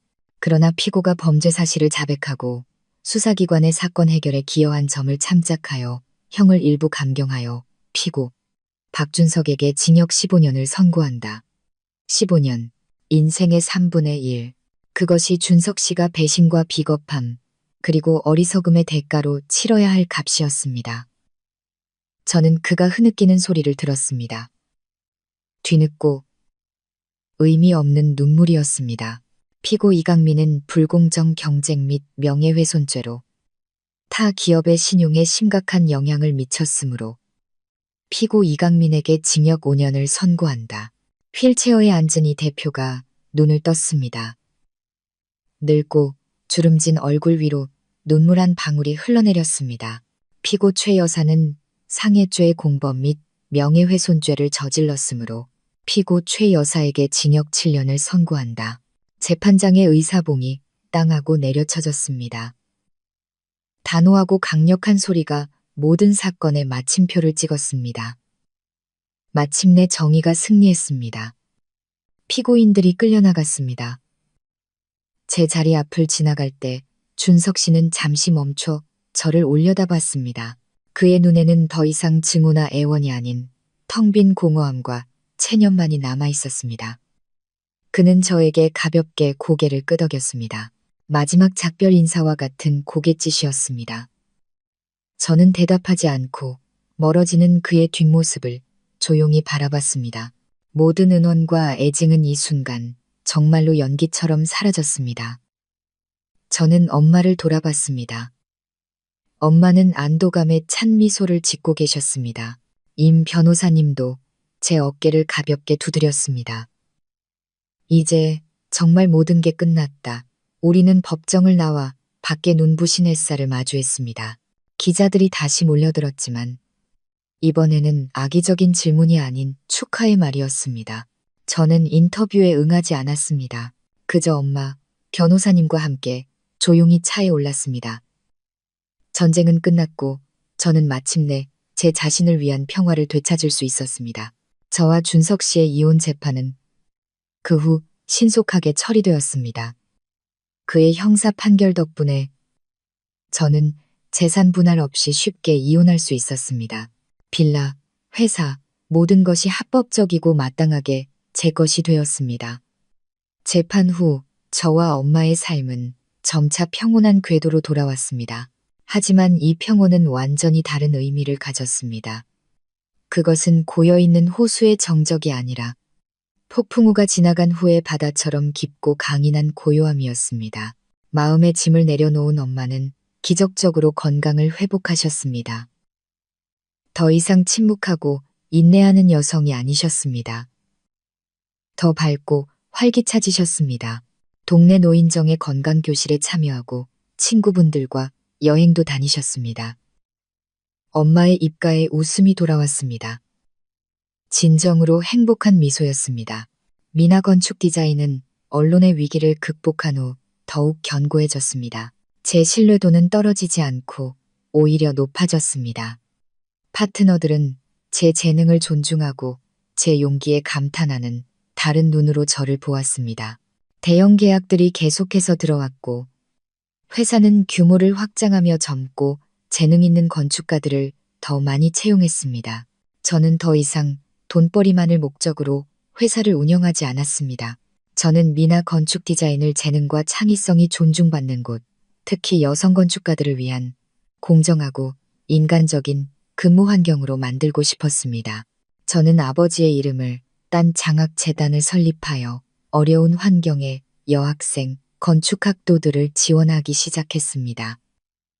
제 이야기로 그들에게 영감을 주고 싶었습니다. 여성도 자신의 능력으로 완전히 자립하고 성공할 수 있다는 것을 알려주고 싶었습니다. 저는 재혼하지 않았습니다. 지금 저에게 사랑은 더 이상 최우선 순위가 아니었습니다. 파탄난 결혼 생활의 상처는 여전히 남아 저에게 신중해야 한다고 일깨워 주었습니다. 하지만 저는 마음의 문을 닫지 않았습니다. 세상 어딘가에 저를 기다리는 친절하고 진실한 남자가 있을 것이라고 믿습니다. 하지만 그 사람을 만나기 전에 저는 저 자신과 엄마를 위해 충만한 삶을 살고 싶었습니다. 우리는 함께 곳곳을 여행하며 이전에는 꿈만 꾸던 땅들을 밟았습니다. 우리는 함께 새로운 것을 배웠습니다. 꽃꽂이, 춤, 악기 연주를 배웠습니다. 우리 삶은 웃음과 새로운 경험으로 가득 찼습니다. 어느 주말 오후, 저는 엄마와 함께 빌라 발코니에 앉아 차를 마시며 서울의 노을을 바라봤습니다. 풍경은 평화롭고 아름다웠습니다. 딸, 후회하니? 엄마가 갑자기 물으셨습니다. 뭐려? 제가 놀라 물었습니다. 가치 없는 사람을 사랑하고 믿었던 거, 5년의 청춘을 잃어버린 거. 엄마가 사랑 가득한 눈빛으로 저를 보셨습니다. 저는 미소 지으며 고개를 저었습니다. 아니요, 엄마. 후회하지 않아요. 그 5년이 없었다면 전 아마 여전히 세상을 분홍빛 안경으로 보는 순진한 소녀였을 거예요. 바로 그 고통과 배신이 저를 성장하게 했고 더 강하게 만들었어요. 그것 덕분에 제 자신의 가치를 깨닫게 됐고 가장 중요한 건 조건 없이 저를 사랑해주고 항상 곁에 있어주는 사람이 바로 엄마라는 걸 깨닫게 해줬어요. 저는 엄마의 손을 잡았습니다. 세월에 거칠어졌지만 항상 따뜻한 손이었습니다. 지금은 더 바라는 게 없어요. 제겐 엄마가 있고 일이 있고 자유롭고 의미 있는 삶이 있어요. 전 모든 걸 가졌어요. 엄마는 행복에 젖어 눈물을 글썽이며 미소 지으셨습니다. 엄마는 저를 품에 안으셨습니다. 우리 딸, 정말 다 컸구나. 멀리서 도시의 첫 불빛들이 별처럼 반짝이며 켜지기 시작했습니다. 폭풍우는 정말로 지나갔습니다. 과거는 비록 고통스러웠지만 지금의 저를 만든 일부가 되었습니다. 새벽이 돌아왔습니다.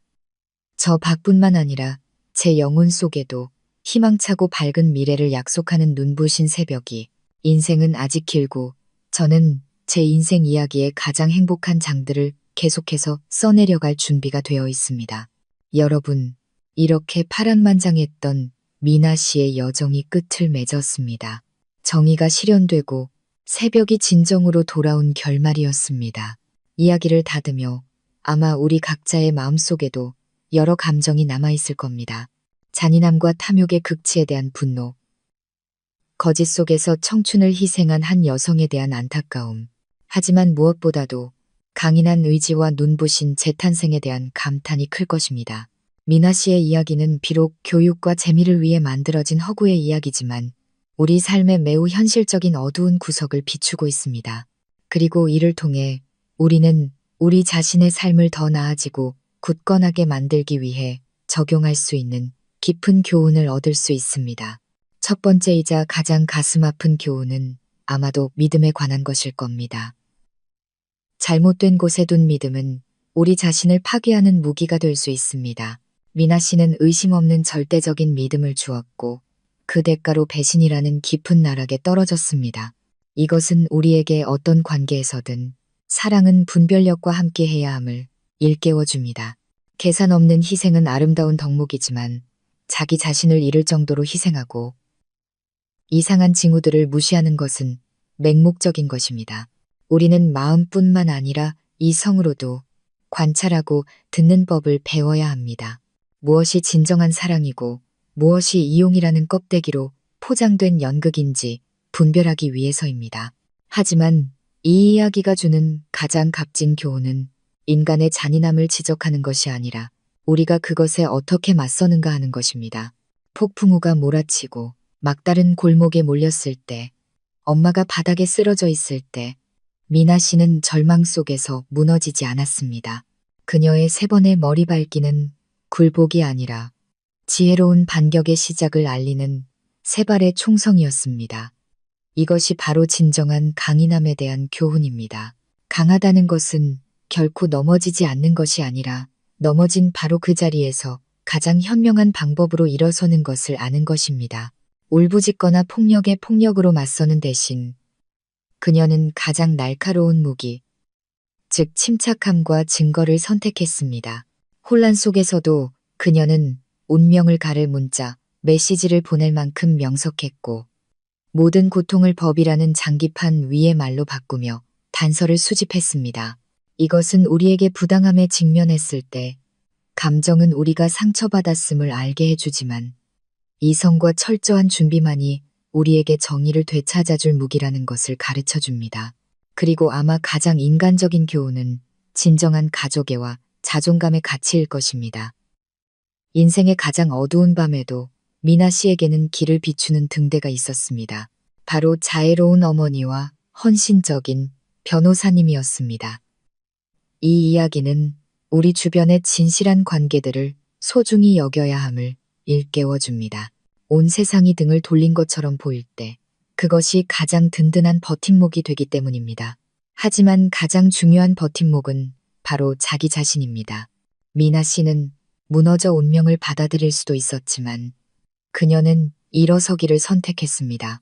단지 복수하기 위해서가 아니라 자신의 존엄성을 되찾고 사랑하는 어머니를 지키고 가치 있는 삶을 계속 살아가기 위해서였습니다. 그녀는 자신의 비극을 영감을 주는 이야기로 바꾸었고 고통을 다른 사람들을 돕는 힘으로 바꾸었습니다. 그것이야말로 가장 위대한 승리입니다. 마지막으로 이 이야기의 모든 인물, 사건, 배경은 허구이며 오락적인 목적과 삶에 대한 교육적인 메시지를 전달하기 위해 창작되었음을 알려드립니다. 실제 특정 개인이나 단체를 지칭하는 것이 아님을 밝힙니다. 미나 씨의 이야기를 통해 우리는 삶이 우리를 가장 혹독한 상황으로 몰아넣을 수 있지만 그것에 맞서고 일어서는 방식을 선택할 권리는 항상 우리 손에 있다는 것을 알 수 있습니다. 여러분은 이 교훈에 동의하시나요? 만약 여러분이 그 상황에 처했다면 어떻게 했을 것 같으세요? 여러분의 생각을 아래 댓글로 공유해 주세요. 이처럼 깊고 의미 있는 이야기를 좋아하신다면 좋아요 버튼을 누르고 이 영상을 친구 및 가족과 공유하는 것을 잊지 마세요. 그리고 가장 중요한 것은 마음 쉼터 채널을 구독하고 알림 설정을 켜서 앞으로의 감동적인 이야기를 놓치지 않는 것입니다. 여러분의 지지가 저희가 계속해서 가치 있는 콘텐츠를 만드는 가장 큰 원동력입니다. 진심으로 감사드리며 다음에 다시 뵙겠습니다.